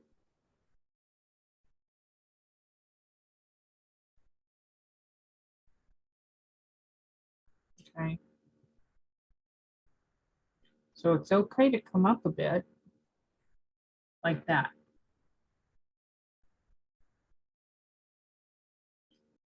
And then this one, kind of a skinny one, but that's okay. And then, oops.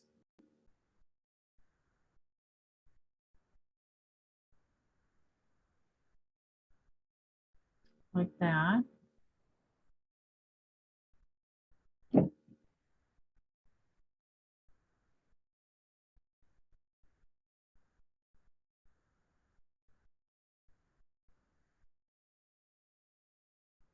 This one was much easier to do. Okay, so I have all the bases in. And now I have to go back and fill in the ones in the back.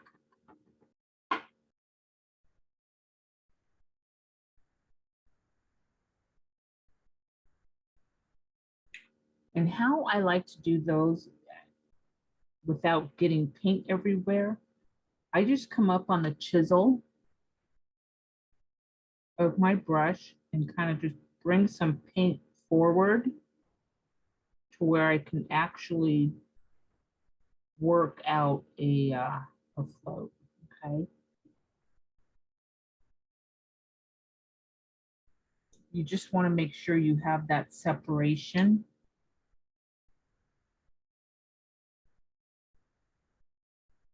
Between the two petals, the front or the ones on top and the ones in the back. Like I kind of got a little messed up on that front one. So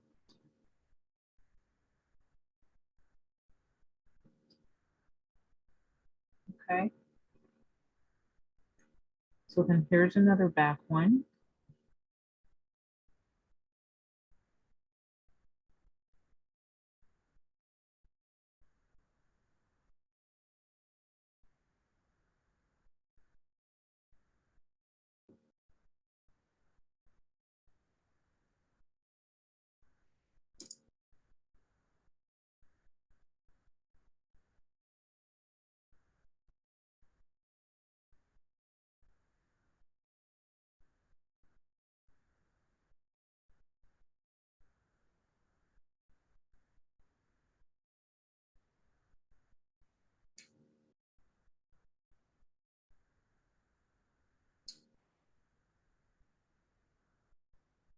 So this one I got, I guess it's good that I messed up because this one I made it look like it's in front and it shouldn't be, it should be in the back. So I'm just gonna bring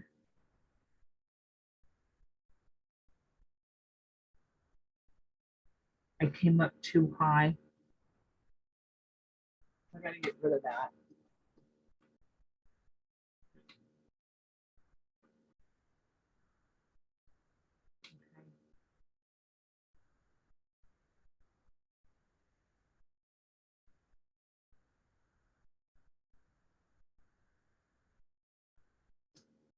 Okay, that's better. I think there's so many different ways to do sunflowers.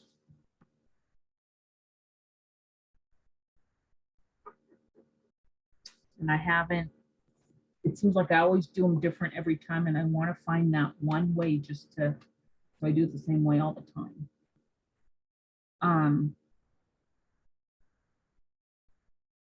And I should have put another petal here. I'm not going to do it now. I'll do it later.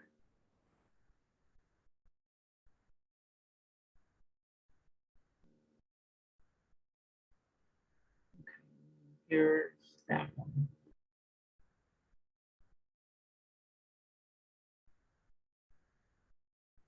Yeah, floating these centers in the back are not easy for me. So I hope they're easier for you.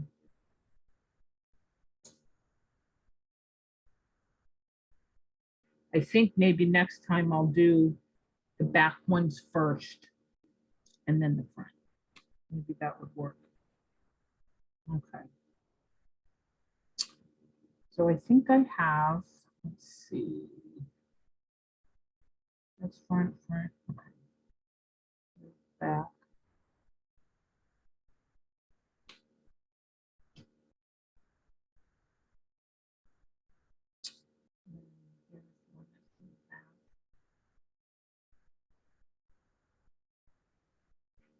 And I'm making them look like it's in the front, so I need to start.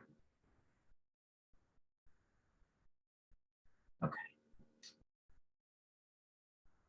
So give you a minute to get all those in.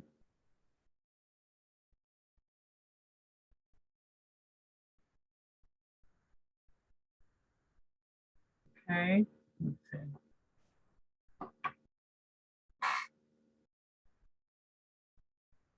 Should put a petal here too. I wasn't very good with my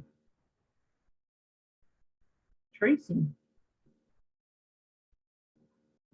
Now I know it wasn't on your list for warm white, but I used it, so. We only used bleach sand, I think, once. So it doesn't matter, but I would use the warm white, and we're gonna go ahead and highlight these petals. So if you're looking at your sunflower, it's the right side. And you're just gonna throw on some warm white, okay? You just wanna make sure you have that color on there.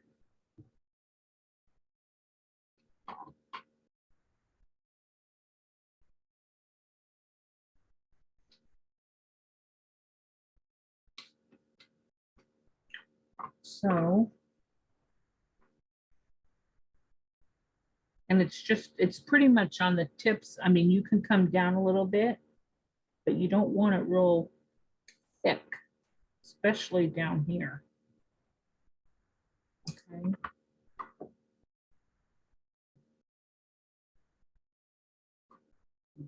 This way so you guys can see it. Come up on my chisel like this, and then I'll come down a little bit.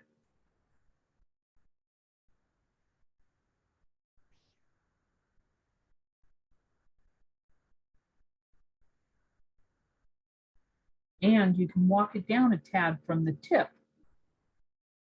That tip is what's getting the most sunlight.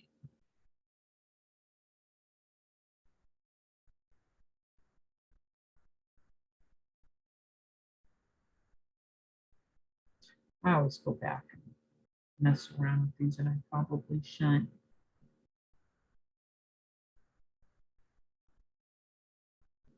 Okay, so you're just getting the highlights on there.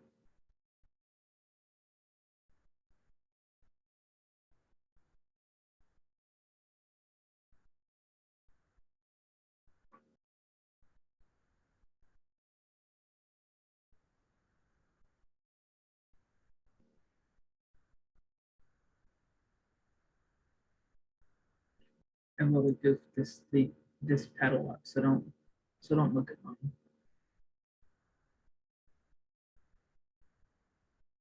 Okay.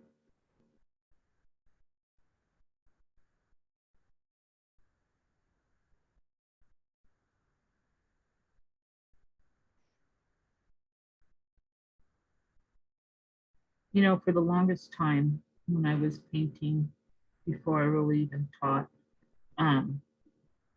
I used to think that how I did it was it. I never went back and looked at it and touched up here and touched up there. I just thought, well, that's just the way it is. And it's really not. I don't know if anybody else does that or did that. So now I'm happy to go back and re-examine what I've done, touch up here and there. I mean, you don't have to go crazy and repaint the whole thing. And like they always say, the next day you might find stuff that you want to fix. I can't believe for the longest time I just thought, well, that's just the way it is. And kind of like when you were learning how to float. I mean, I was taught one specific way and that was it. And now I don't think I follow any of those rules. Because I told painting decorative art, it's very structured, I think, but you do have the freedom if you want it. I think it's all the techniques that are taught. I just took everything so literally. Okay, so now I'm gonna do the other side. And so I've done, oh, I think I messed, oh no, I didn't. Okay, I did good. All right. So now I'm gonna do the top one. And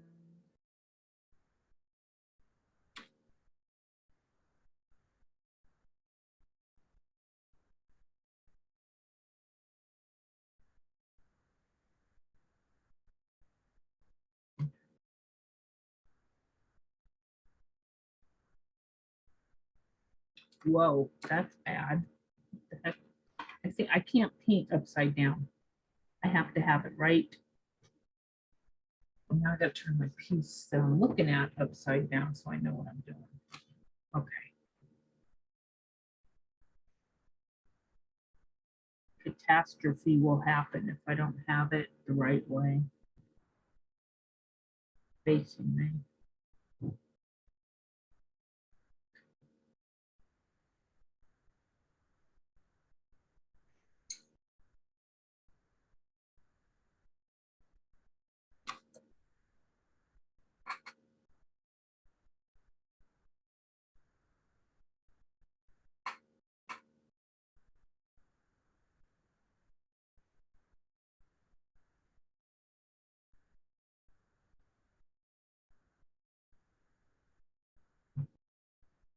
Oh, shoot. Look at that. I dipped in my asphalt. I'm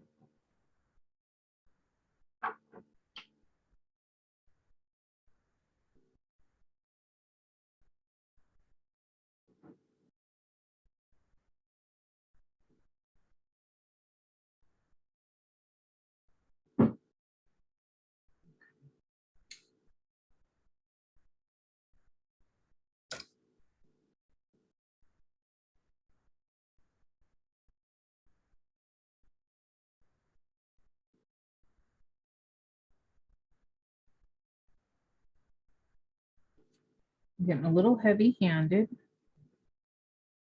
with the white, or warm white, I should say.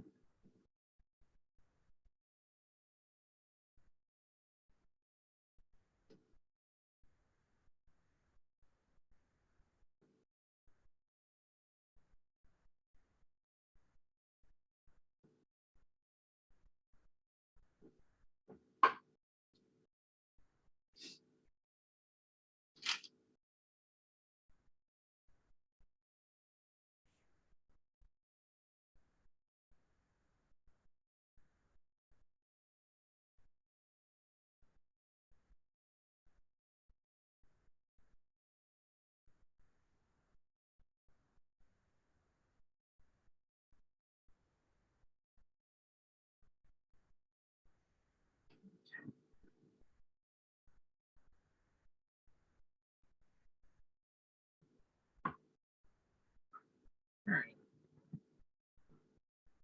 So we got the top and the bottom. Give you guys a few minutes, not rushing.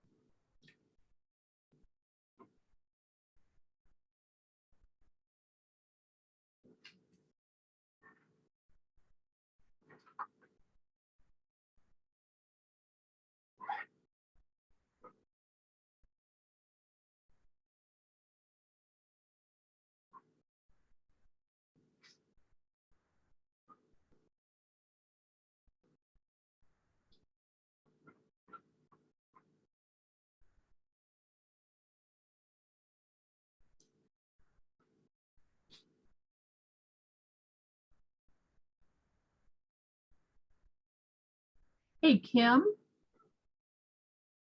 can you hear me?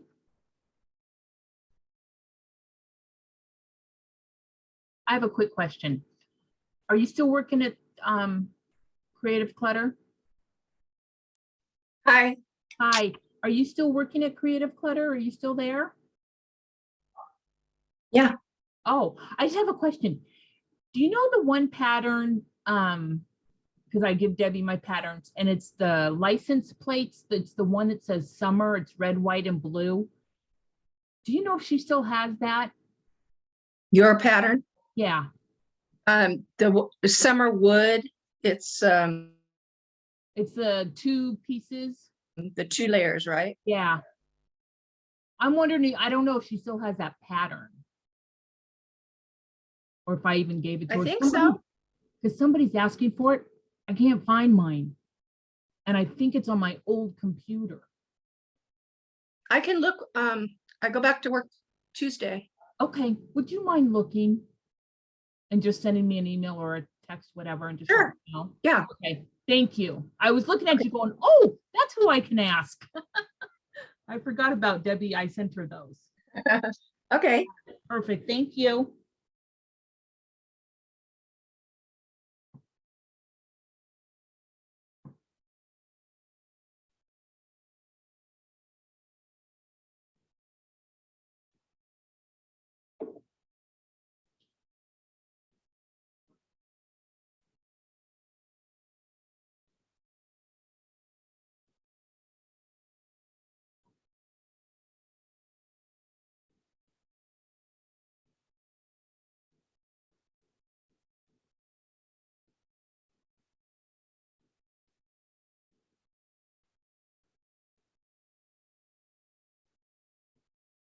You know what? I skipped right over the other leaves, the green leaves, and I went straight to the sunflowers. That's okay.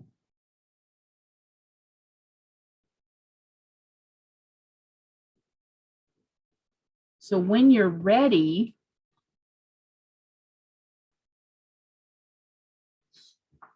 you're going to get out a little bit of your lamp black.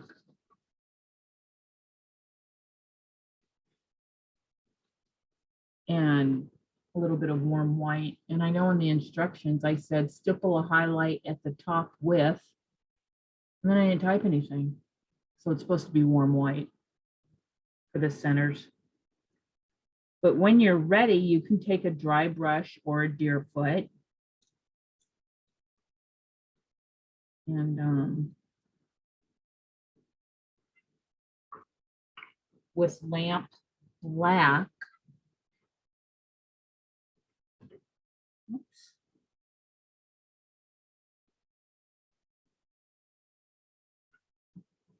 Okay, so with lamp black, we're going to add a little bit of shading, a little bit of highlights. But you got to let that black dry really good before you stipple your warm white in there.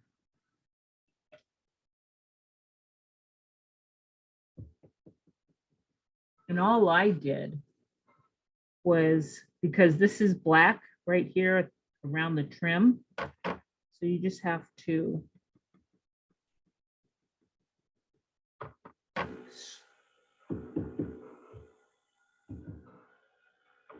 just stipple some black. Doesn't matter if you go over the edge because that's black anyway. All right, so you're just going to do this area here. And you're going to let it dry. And then you're going to do this part. I'm just using the cap of my black. I don't have enough in this bottle.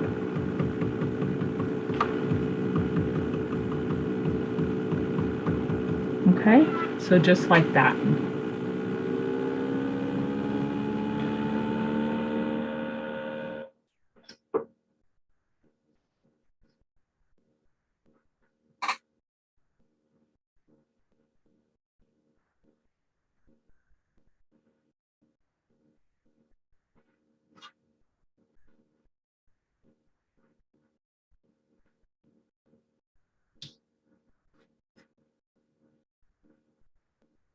Okay. That's only going to take a second to dry. And then you're going to stipple up here some white. You're going to go on to the petals. Just like that. Some warm white.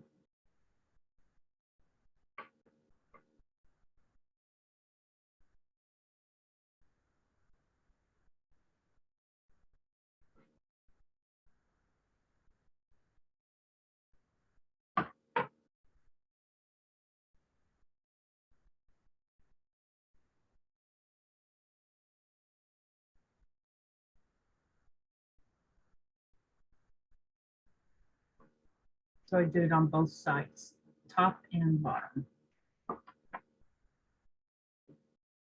So I'll give you guys a few minutes to do that. Then we have the other leaves, the tendrils, and some background shading. And then we get to add the fun turquoise.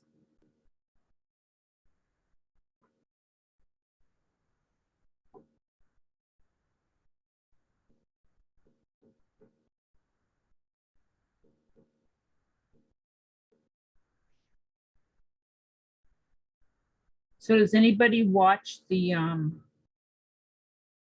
online market spot for crafters and creatives? So I was on there last, what was it? It was for June.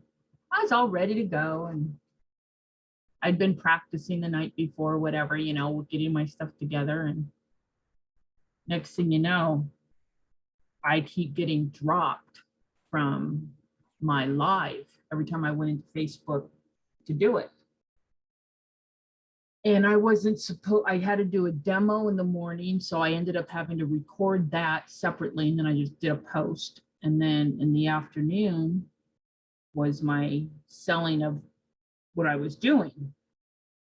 And I couldn't get on, and it was a hot mess for 8 hours from that morning until I went live. I couldn't get on.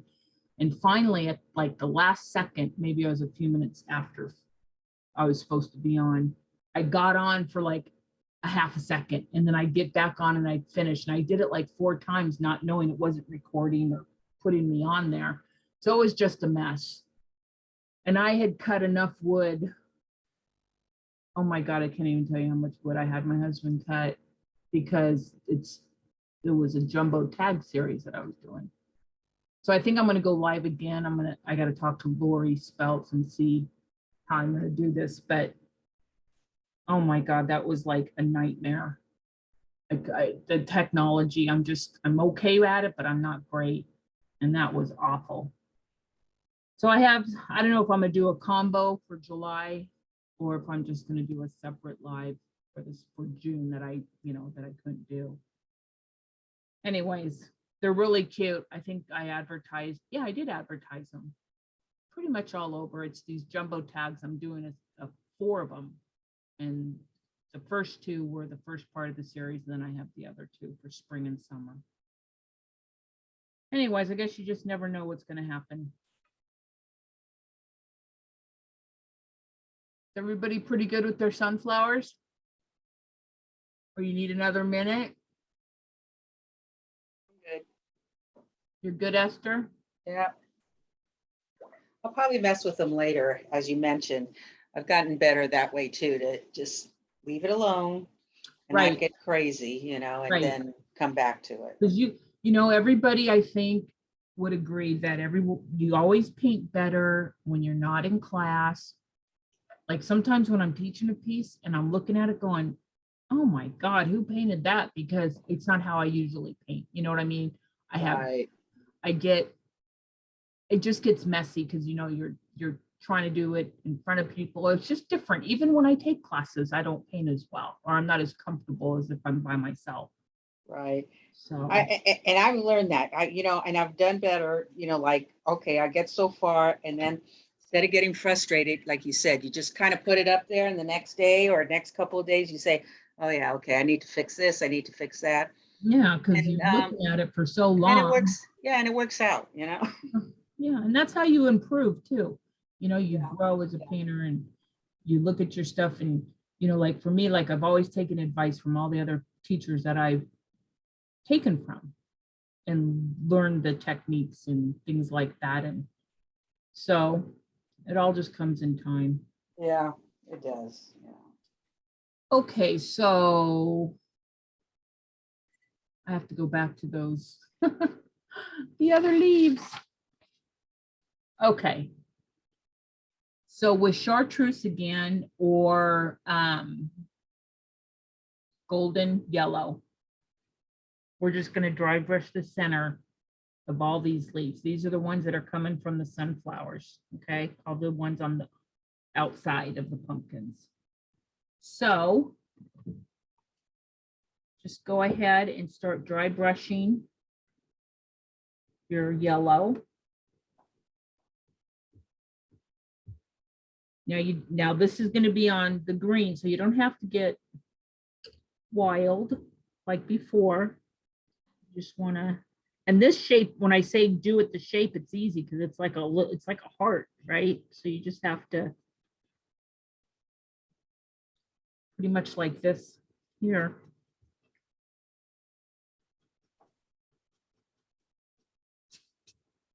Okay. We're just going to dry brush all those in.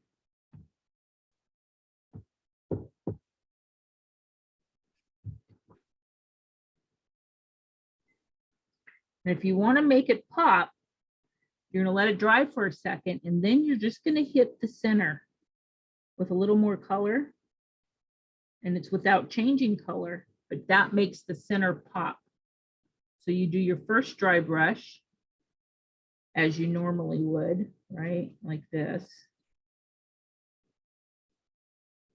Let it sit for a second because you don't want to make that hole. And then just dry brush just the middle. And you're going to get that little, it's like a spotlight right in the center. And it kind of pops it off. Okay.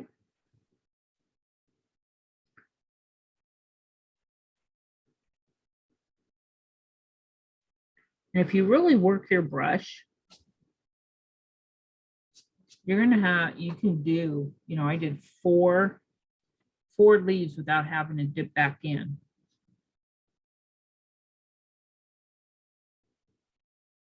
And then when you do dip back in, you don't need very much.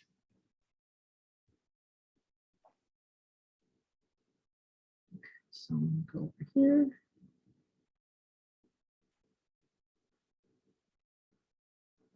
Here.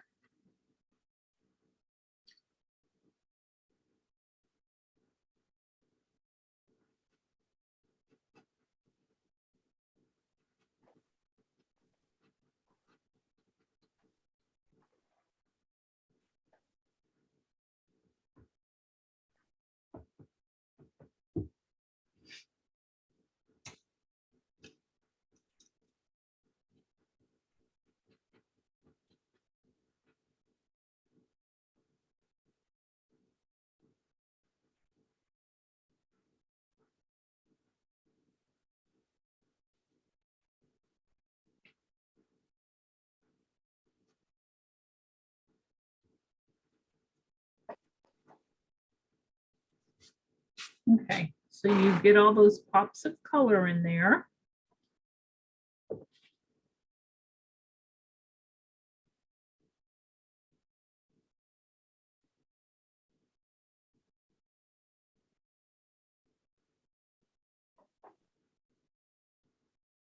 And then we're gonna just, and I'm not rushing you, I'm just kind of moving on so you can see what I'm doing. We're gonna just do the base of each leaf with Hauser Dark again. And I'm just gonna go through each one.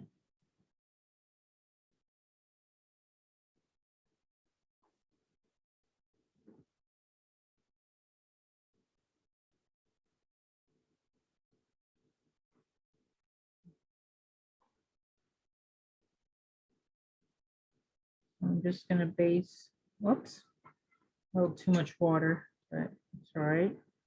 Kind of flowed on its own. Didn't even need a brush. All right.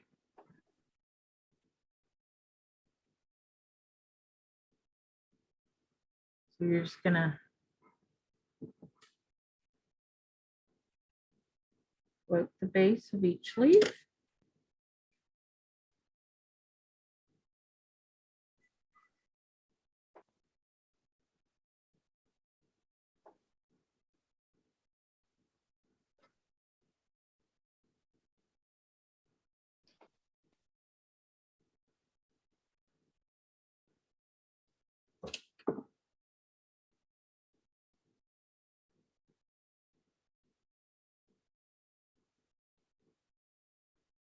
You know, sometimes you get, at least I do, I get way too much paint on my brush. And instead of trying to wipe it off, you can take your mop and push it and then tap out the edge. That way you still get your result, but you just don't, you don't have to remove all that paint and then just wipe off your excess.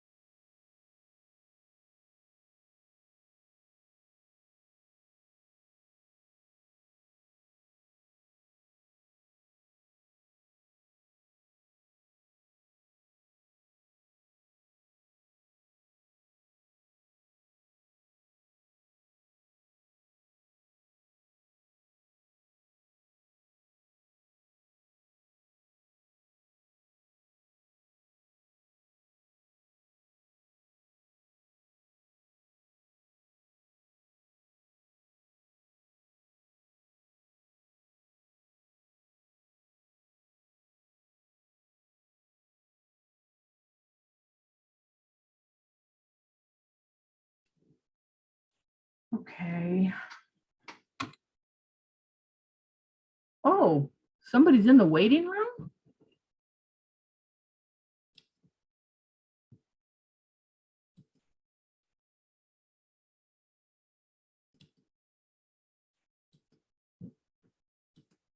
Oh.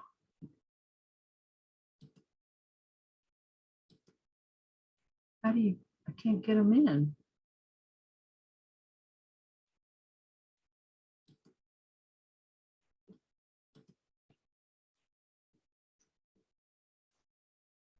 Okay.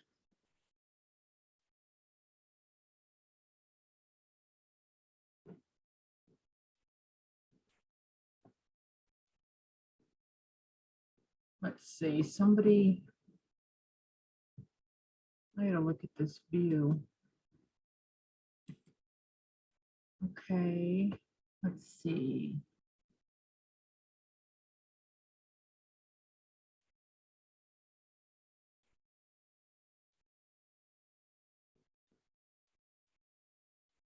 See, Janice is trying to connect.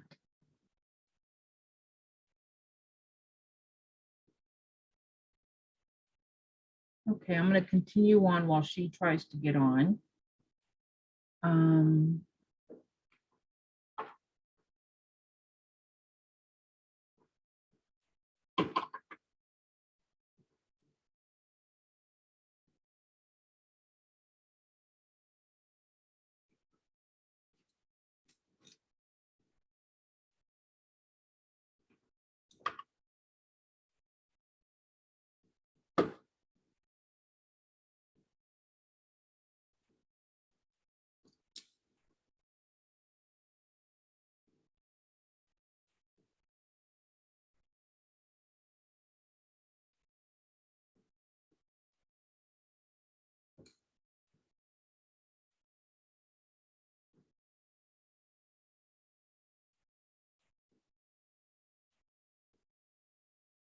Okay, is everybody pretty much got their base in for your leaves? Okay, so now we're gonna go in, we're gonna float, shade the sides. But each one is a little different. So I'm gonna start up here, the top left. I think that's where I started when I did the base. And I'm just, on this one, I'm just gonna come down like that. Okay. And then pat it out a little bit. And here, I want to come at the bottom, I want to come under here. Whoops. Right here. Sorry, got off camera for a second. All right, so you want to get all right there.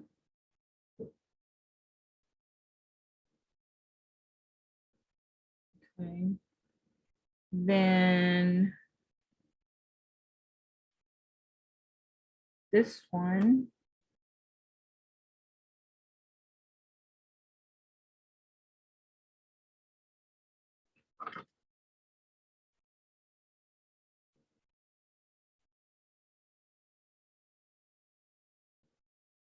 That, and then we have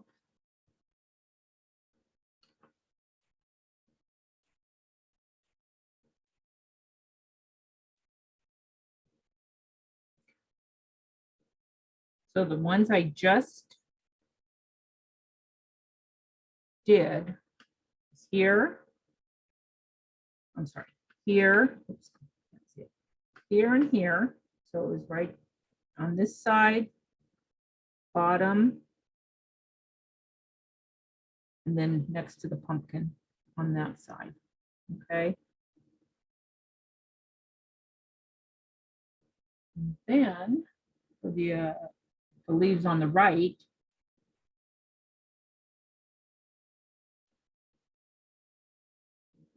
here.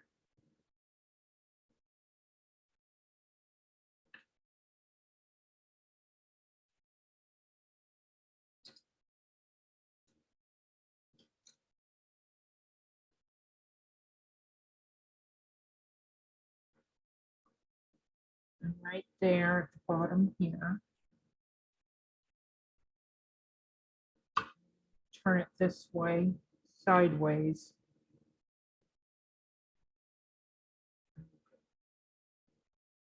Float a shade right here.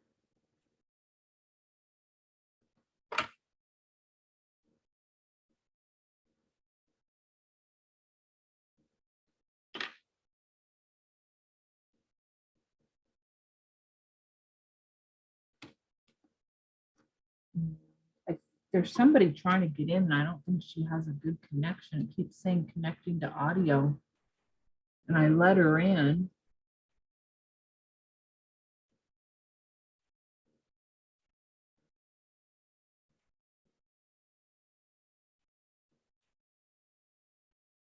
Okay, then I'm gonna do it right here. Do it. That did sound very nice. And do it. I put a float right there. And then a float here. So I'll go back over in a second.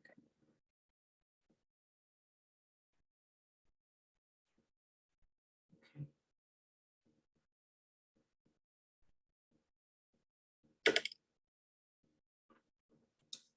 Okay.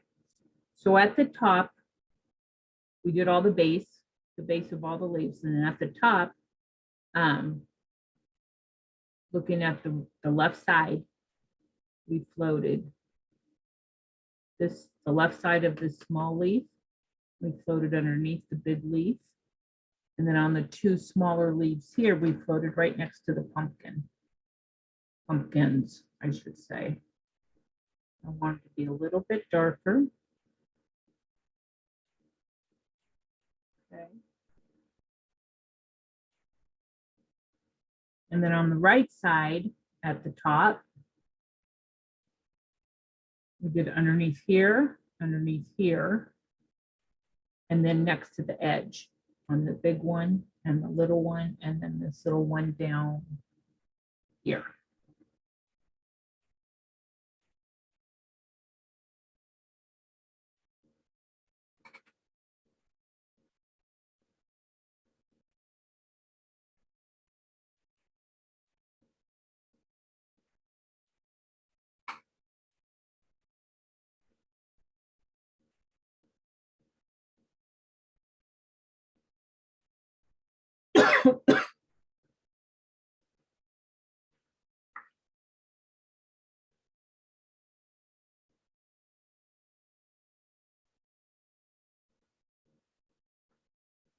And then we're going to do that center vein line just like before.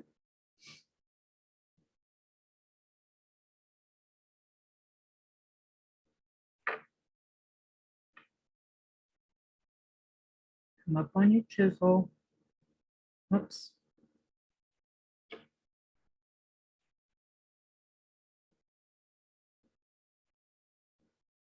Okay. You're gonna have to flip your board around as you're doing it, but you're gonna do it's the same way on every one of them.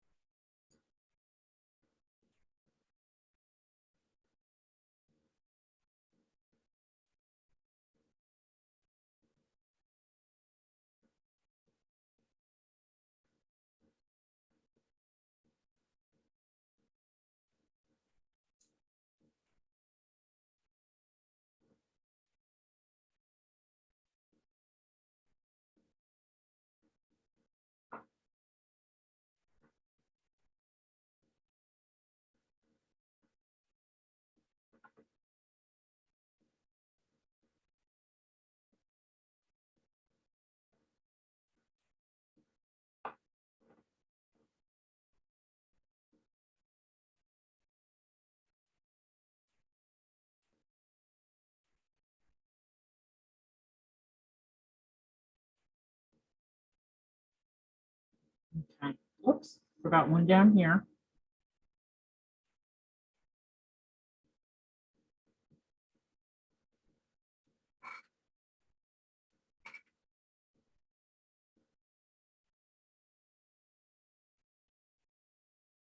I think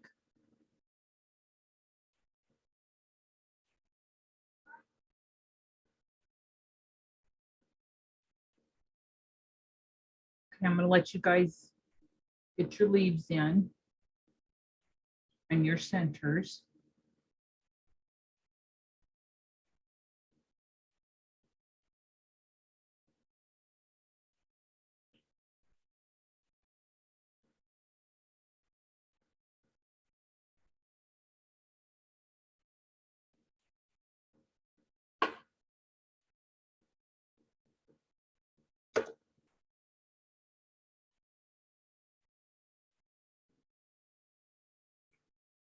I got green. Okay.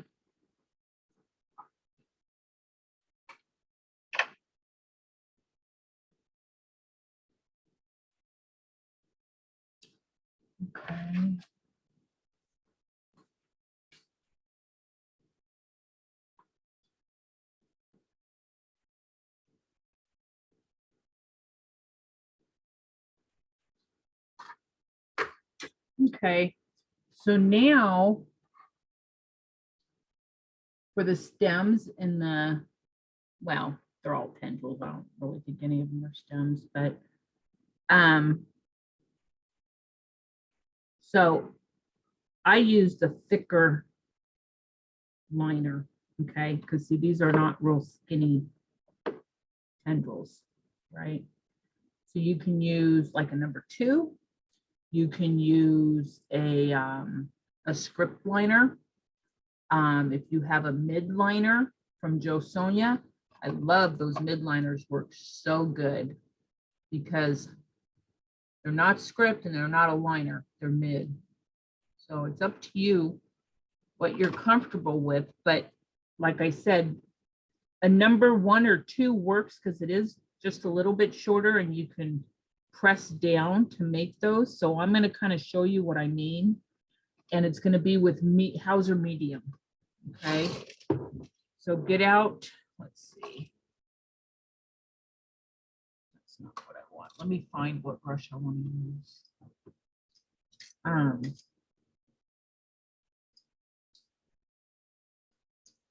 Oh.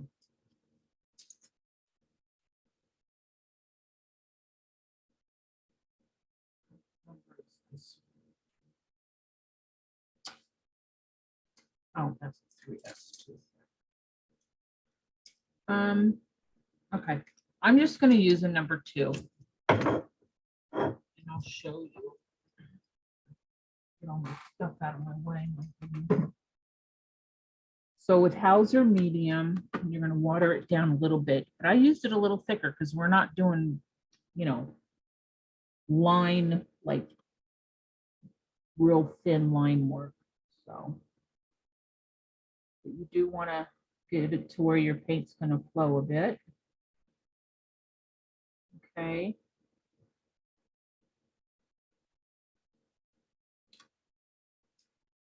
And so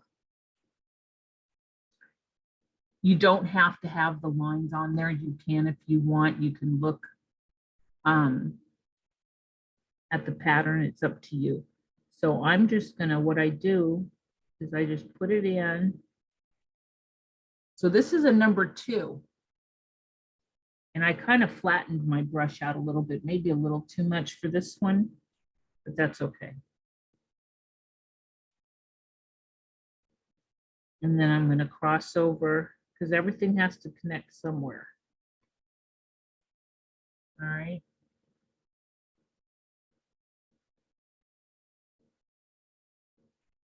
So you're going to want to add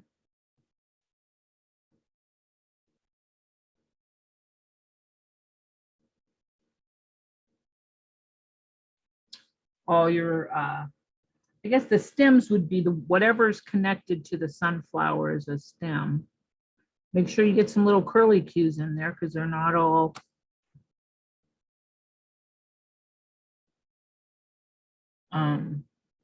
one direction, they curl around.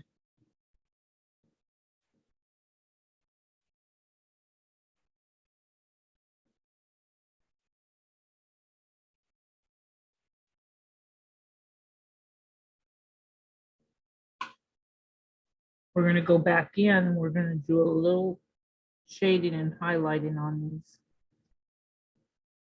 And it's actually going to be some dry brushing.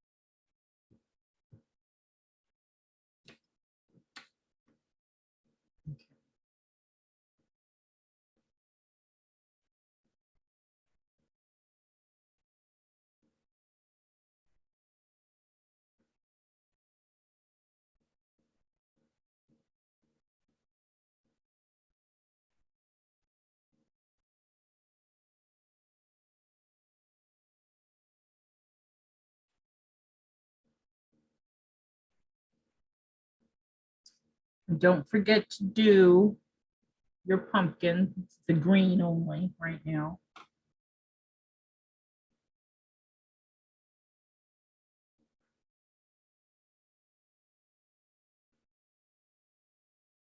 So you can just, like you would with a liner brush, if you come up on it and you can just do some little squiggly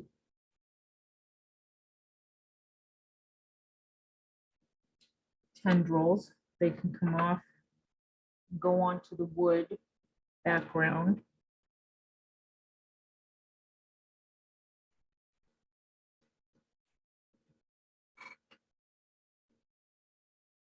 Okay, and then the one down here.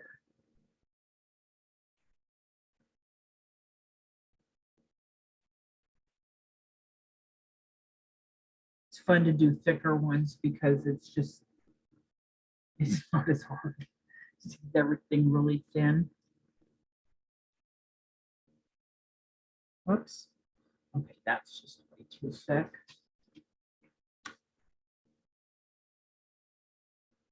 Maybe I shouldn't talk and try to do line work.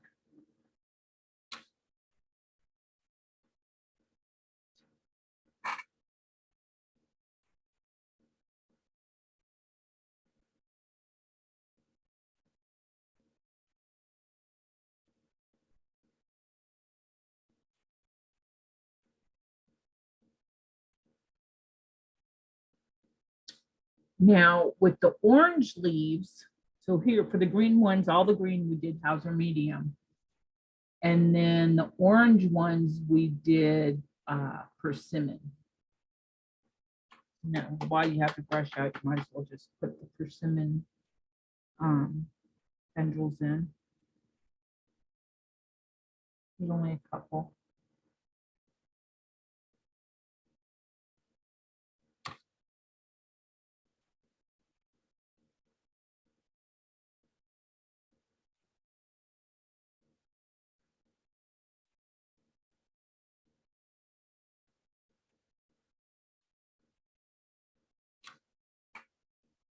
Okay, so I'm going to give you guys a minute to do that.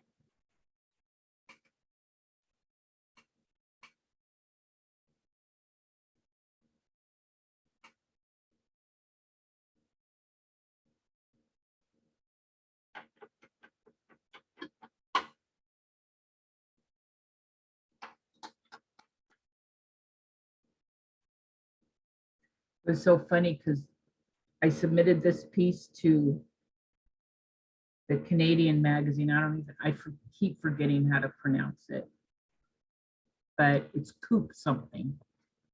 And so they send you a copy of the magazine when it's all done and published. It's so funny to look at my instructions in French because I obviously don't speak any French, and I actually have to put the colors down in French for them. So I have to look up, thank God they're all on the bottles, all the French term.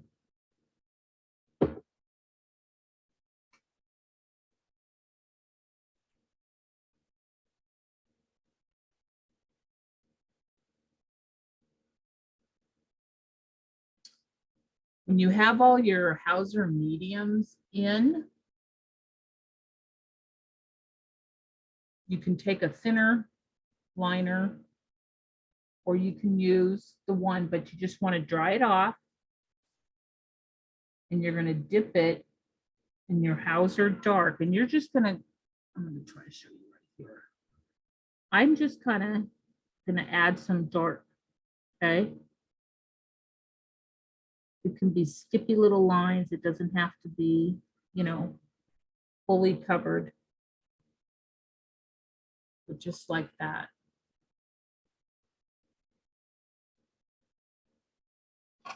And you're going to do that.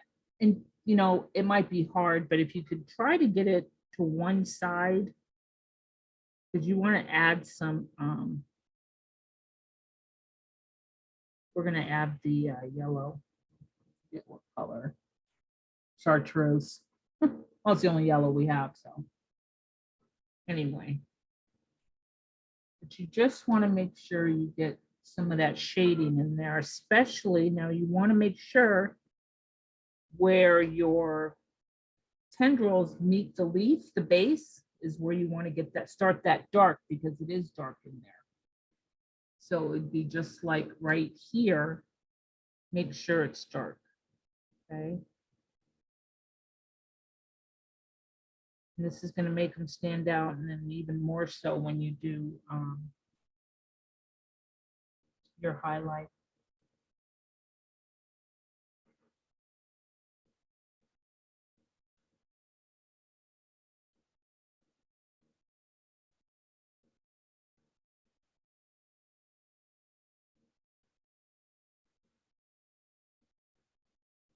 So this is what I mean by you can dry brush with any type of brush.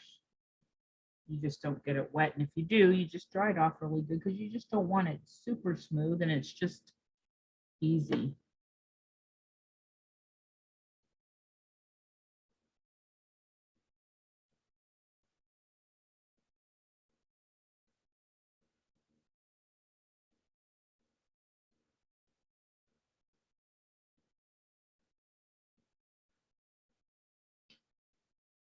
So hard. I wear two different glasses. I wear a pair for my computer and then a pair to paint and watch TV and everything else.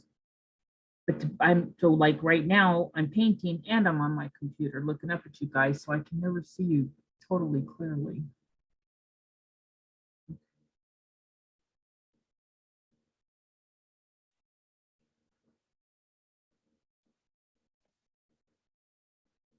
Liz, I got to get going. Oh, Thank okay, you. Esther. Thank you. Thank you very much. See you all, ladies, and Thanks I'll for see you in coming. July. Okay, thanks, Esther. Thank you very Bye-bye. much, Liz. Bye. Bye. Mm.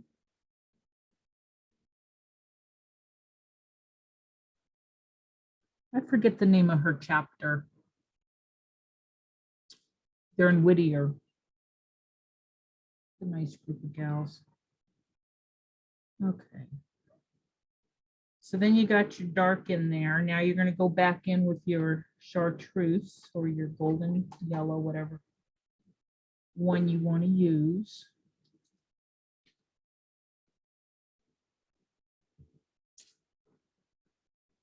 Now this you're not going to want to do as much, okay? So for sure at the tops, so if you want to come here, you just want to add, you want to just make sure you get your highlights in there. And at the tips. Okay.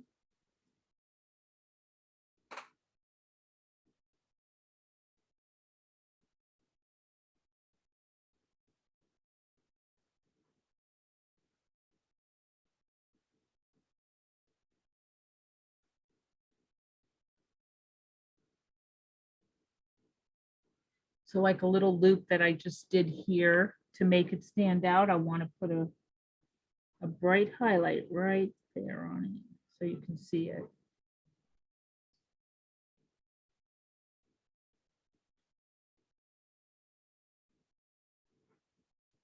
Okay.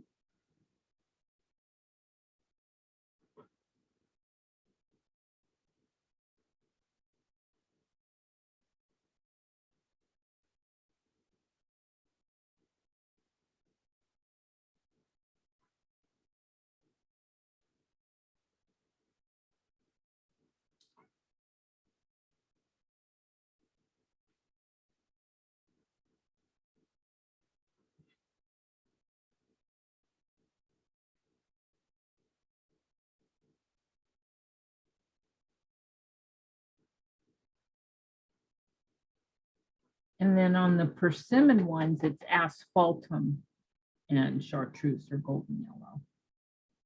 So it's the same thing, asphaltum instead of Hauser dark. You just want to get some shading in there, some darker color.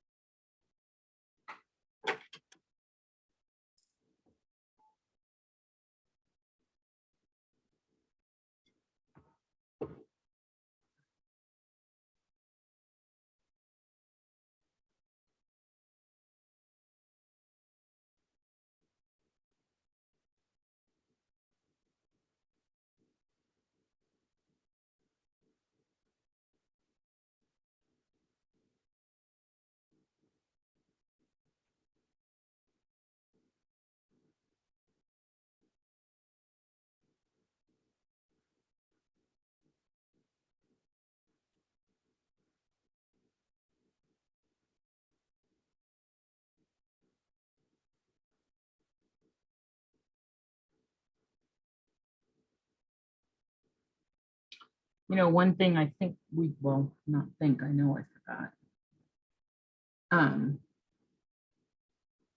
We needed to float the bottoms of the pumpkins. So we can go back in and just do those real quick. It's not a big deal.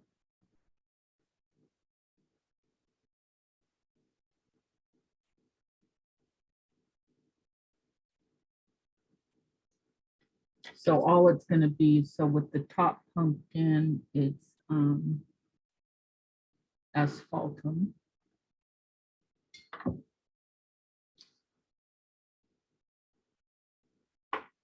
And you can just float around.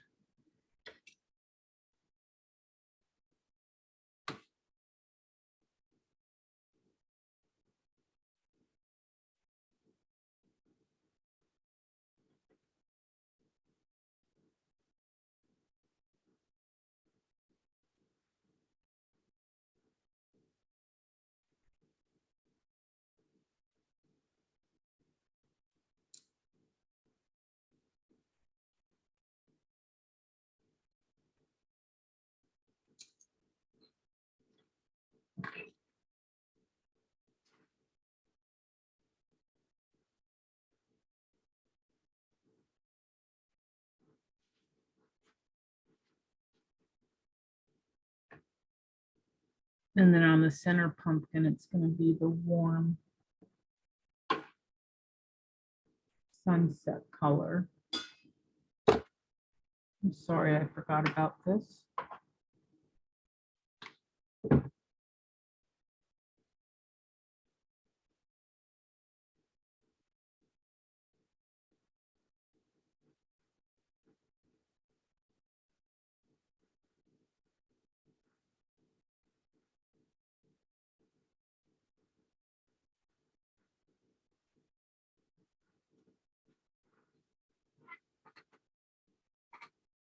Oh, I also want you to do the top up here on this middle pumpkin.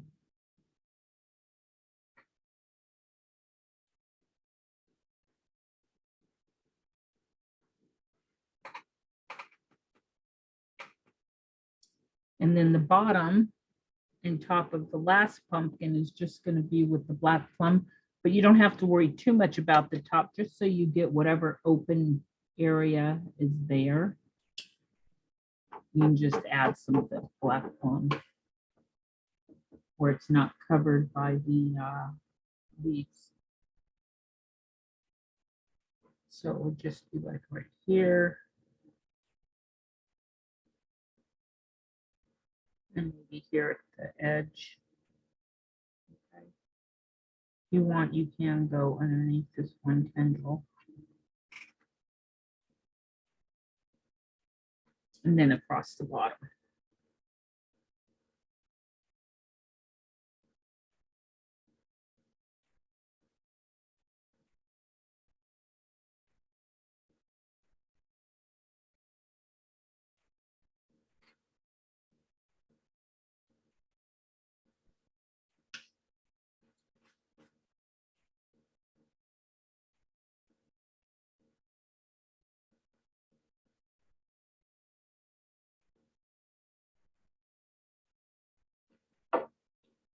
So next is with soft black, we're going to just float on the wood part to set all the objects back, okay? Because right now they're kind of floating in midair. We don't want that. So we want to set them all back. We're going to set them back with soft black. We're going to do this pretty lightly. We don't want need a lot of dark added to it. We just want it to be soft. So take your soft black.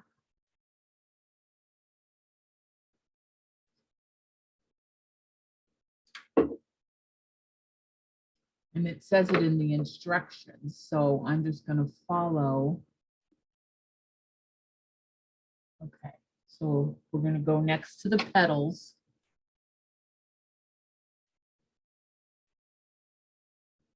The the sunflower petals. Now, when you do this, you know, I'm gonna bring it down here.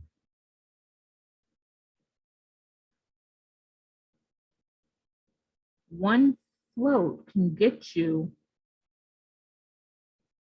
because what you're doing, you're not,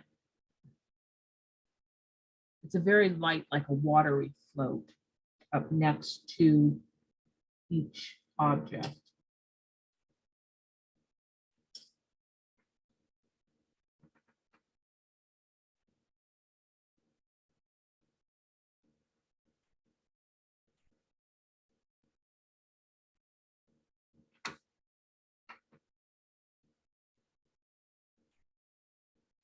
It's kind of going around.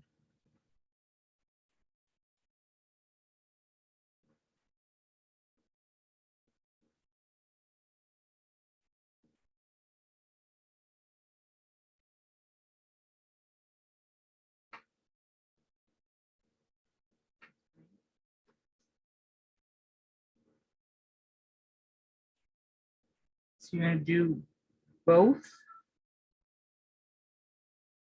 sunflowers.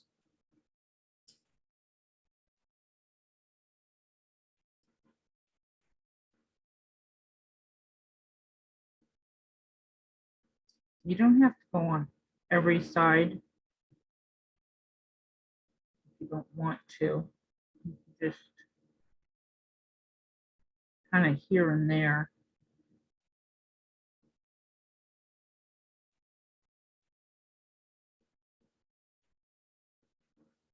I was doing that whole thing. I wasn't even on the camera.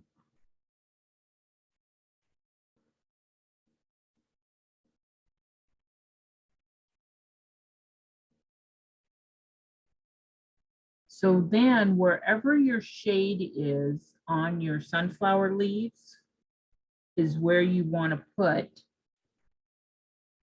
your soft black float. So for example, on this big leaf here, we floated this side.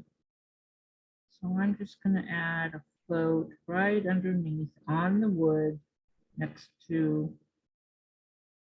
the leaf. Now this has gotten a little heavy, so I want to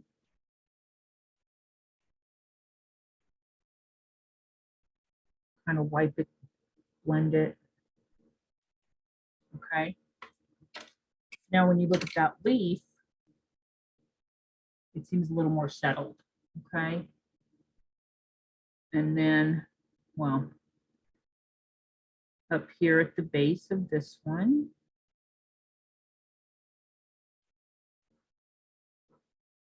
and then down here next to the float, which I kind of got too close to.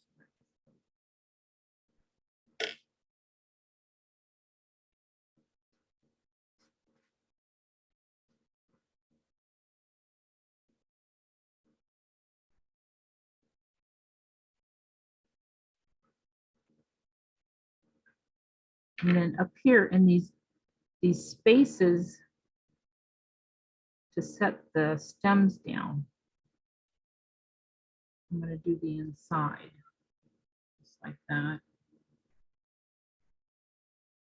Okay.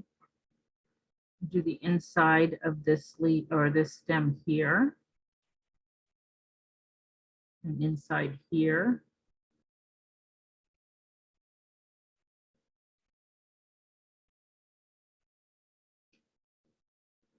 I'm going to go under this leaf here.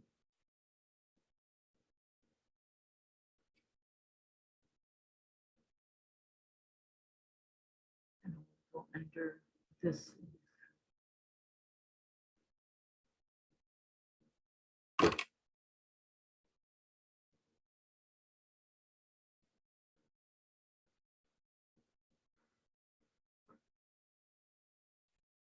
Now, any tendrils that are swaying, the tips of them, you want to go right underneath here.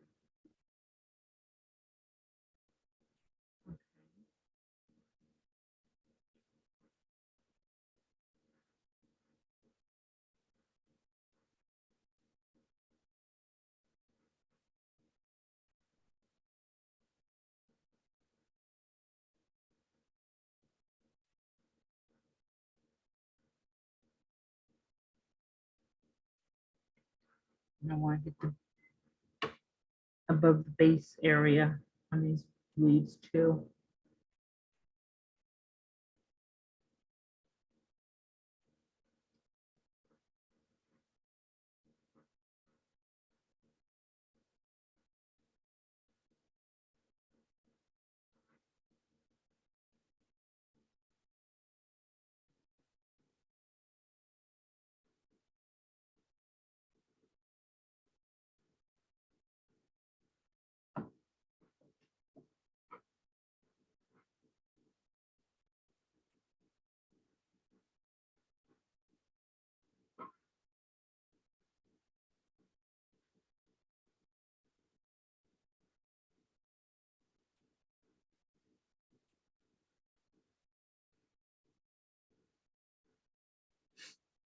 Okay, we want to go underneath your stems.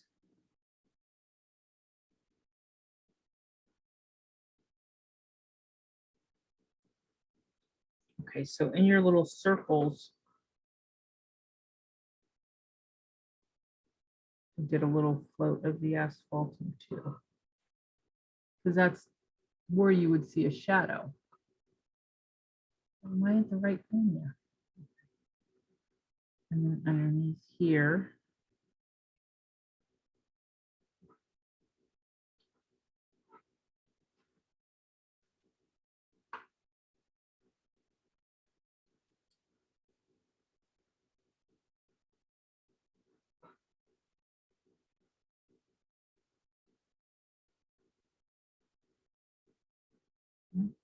If you get too heavy, wipe it off. Because you don't want this to be what you're looking at when you look at this piece. It's almost like it's part of it so subtly, I can't talk today, that it's not what you see when you look at this, even though it's part of it. Okay.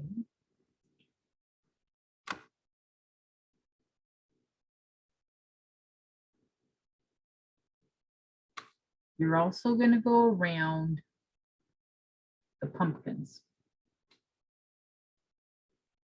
Now you don't have to go around the whole pumpkin. You don't have to hit every, inch of it. I used to do that. Oh my God, I drive myself insane. So you can just kind of do a little float here. Wipe it out, or soften it rather. Outside the leaf area,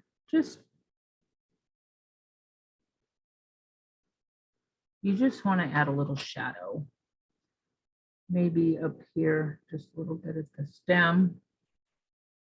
Come down this side. This pumpkin.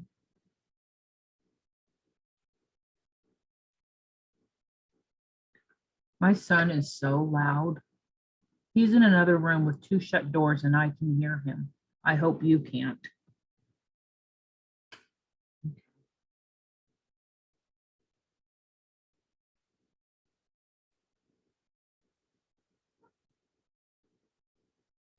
So then I'm just going to flip my piece. Oh, for sure, you want to do underneath the bottom pumpkin.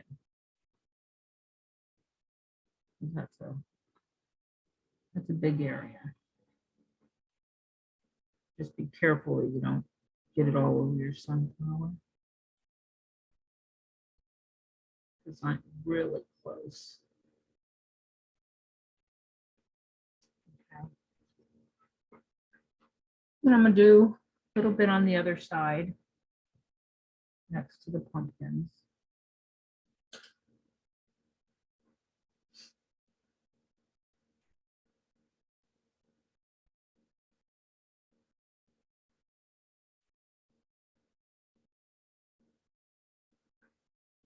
And then up on this.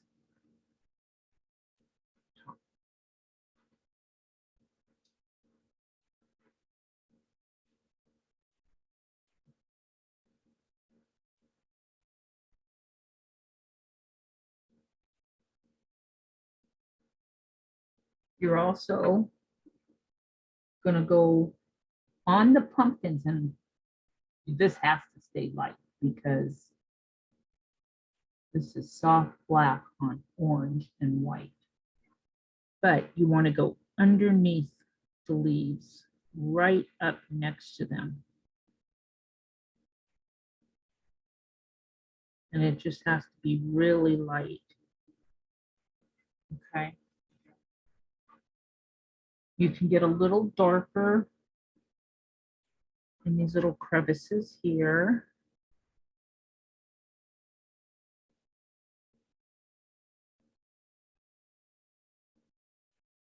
Okay. You can go underneath your little tendrils.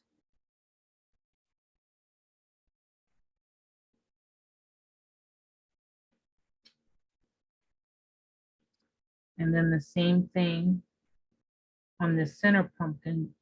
You don't have to do the whole tendril, just, and it's almost like you're outlining it, just to set it back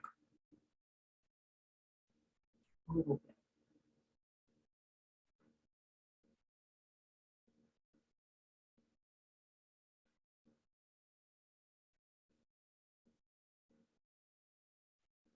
And under the leaf.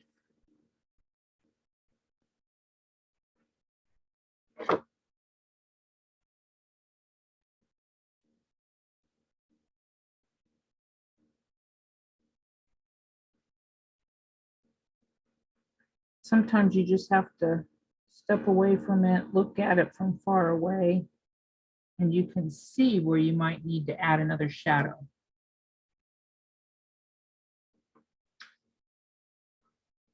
So I'm going to add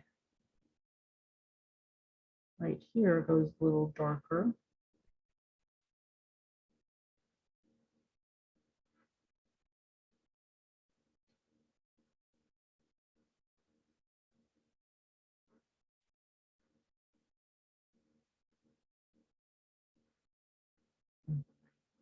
Dark. Sorry. I always say, oh, I'm going to do it light and airy, and it never turns out that way. I gravitate towards the deeper colors. Now I do want to float right here on this side of the leaf.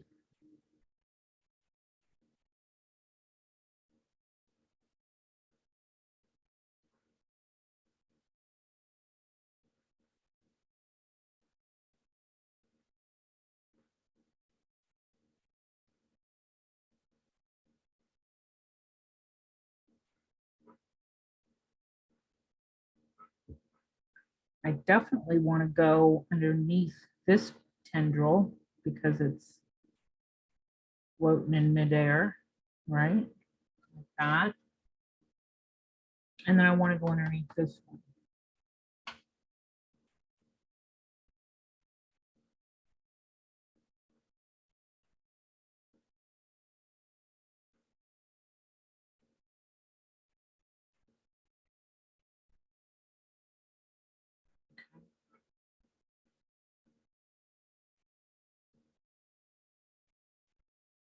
I'll let you guys continue doing that. Oh, you know what? Almost forgot. Go ahead and outline your board here at the trim. So at the edge,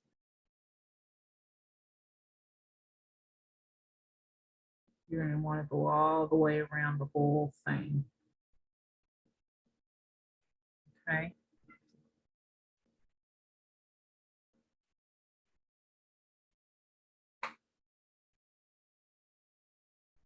So you're going to see it right here is a good spot for me because it's pretty open.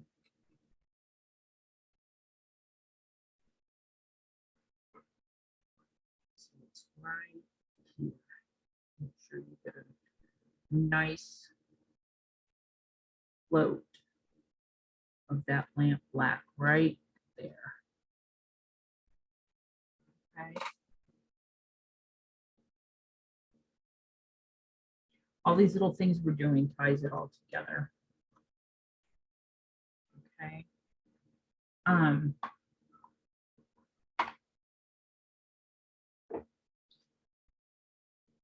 Let's see. It's almost 4 o'clock and I know after 4 hours, people start to fade. So I just want to get all the important. I think this check, this blue turquoise check you guys can do on your own. But what I do want to tell you, hold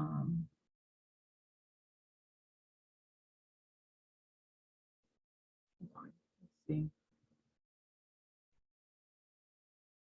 So I did a couple things that are in the instructions, but it's not on the picture, but it's super easy. It's using your stylus to add some dip dots on the sunflower centers. And it's just in the white. Is it one more? Snow White? Snow White. I'm gonna show you where I put them. It's just, you know, it's your typical just little dip dots, different sizes. Okay. In your centers. Oh,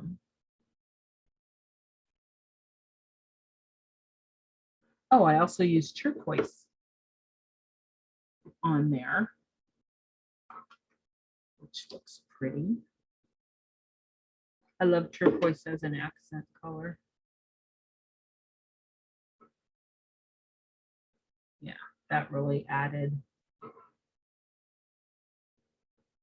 It kind of boost those sunflowers when you add the turquoise dip dots. Okay.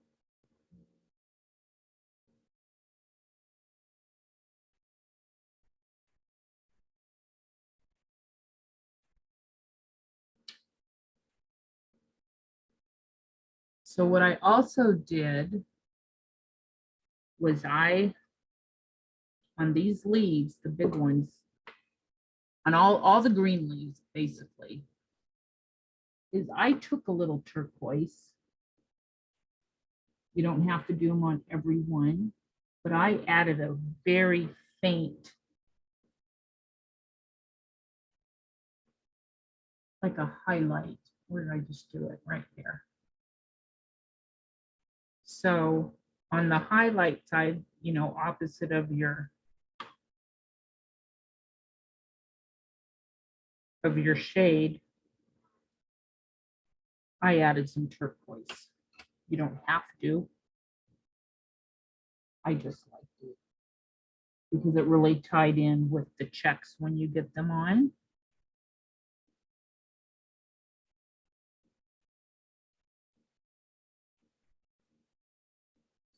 Then you can even add more turquoise in your barnwood if you want. I had you do so much of the background, so at the end you can go back and add turquoise, black, whatever you guys want.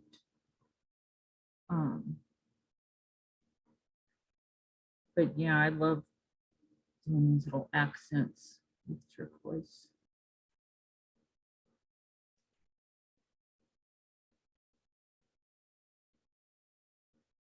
It's a color that it's pretty popular, has been for a while, but it's, you don't always see it in fall pieces, I guess. I'm sure I'm not the first one that's thought of it. Okay. And you'll see, I'm going to show you some of those checks. When you do them, I need a bigger brush, but I don't have it. But you'll see how it ties in.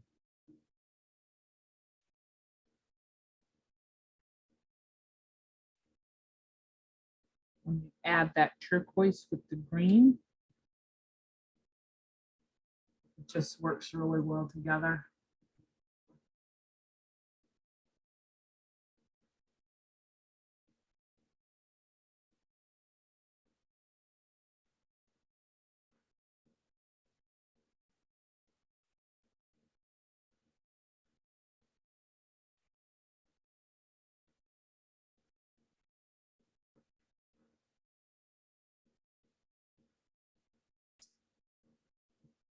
I want to make sure I didn't miss anything.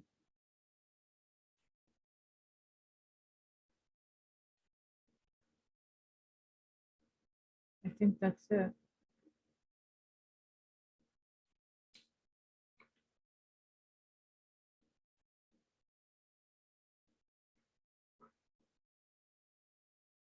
Tim, you're the only one left on camera.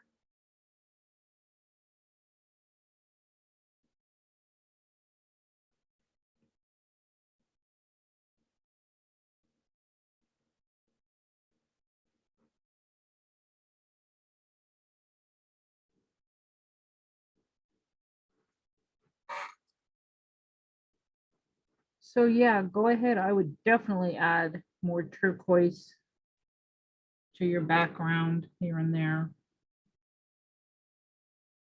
just to tie it all in. You can even add some of that turquoise into your tendrils.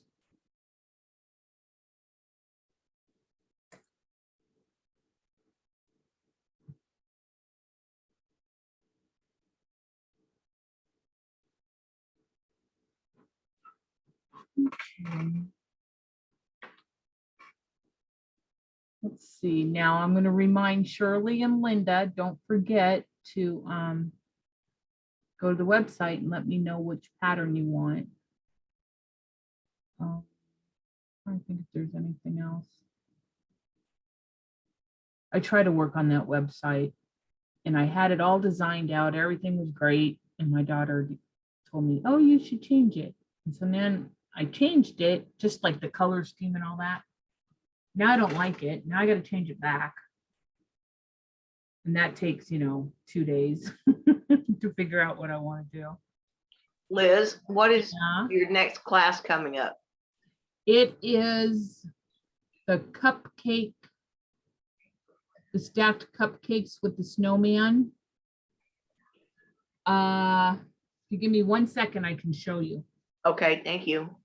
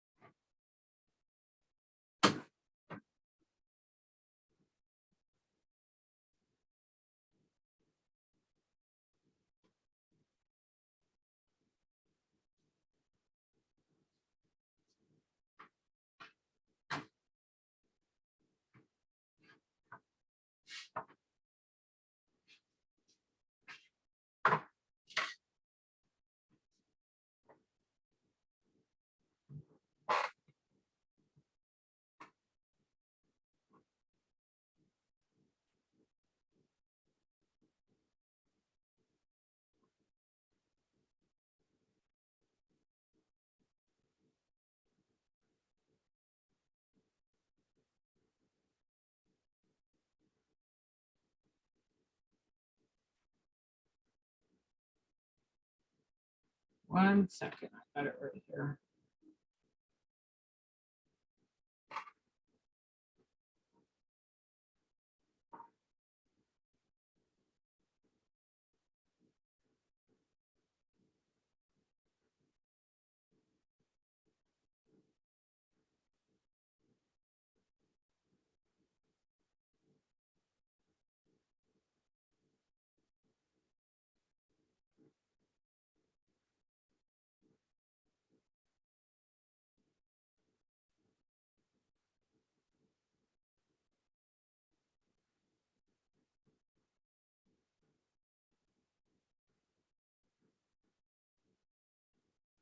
Ah, there it is. Yeah, this is it. Okay, I'm just going to kind of show you on my phone because I can't find the surface, but it's a tag and it's Cupcake Shop. And what date is that? July 10th Is that through you or a chapter? through me. Okay, sign me up. Okay. Yeah, all you have to, and this was, it's a free class with the purchase of the pattern. Oh, okay. Okay. Yeah, this was a fun one. This was another one that was in that magazine. Oh, yeah. And I put on there because it said cupcake shop, and then they said I had to change it to French. So the surface, the picture, it says boutique day cupcake, Uh-huh. but I also made the pattern, you know, for the words that says cupcake shop. All right. Well, my husband can cut the wood out. Oh, perfect. So all I gotta do is Yeah, find the pattern, and it's on your website. I'll, you know what I'll do? I'll just invoice you and then I'll send it to you because it's not on the website yet because it was part of this, the special for with the pumpkin. Uh-huh. So I'll put it up there when I put the pumpkin up there, when I put this Okay. in. So yeah, I'll do it in a couple days and I'll just invoice you. Okay. Okay? Sounds great. All right. Thank you, Cheryl. Super cute. Liz, Yeah. how will I get the recording of this? Towards the end, I got lost. I couldn't keep up. Oh, I'm sorry. It's You know okay. what? I'm gonna email it to you. Okay. It's gonna be a link and you just click on it and it'll take you to YouTube. Okay, and then I can just watch it at You my can just leisure. watch it there. Yeah. Okay, perfect. Oh, All you're right. gonna watch this too? We're still recording. I think I better turn us off. Okay,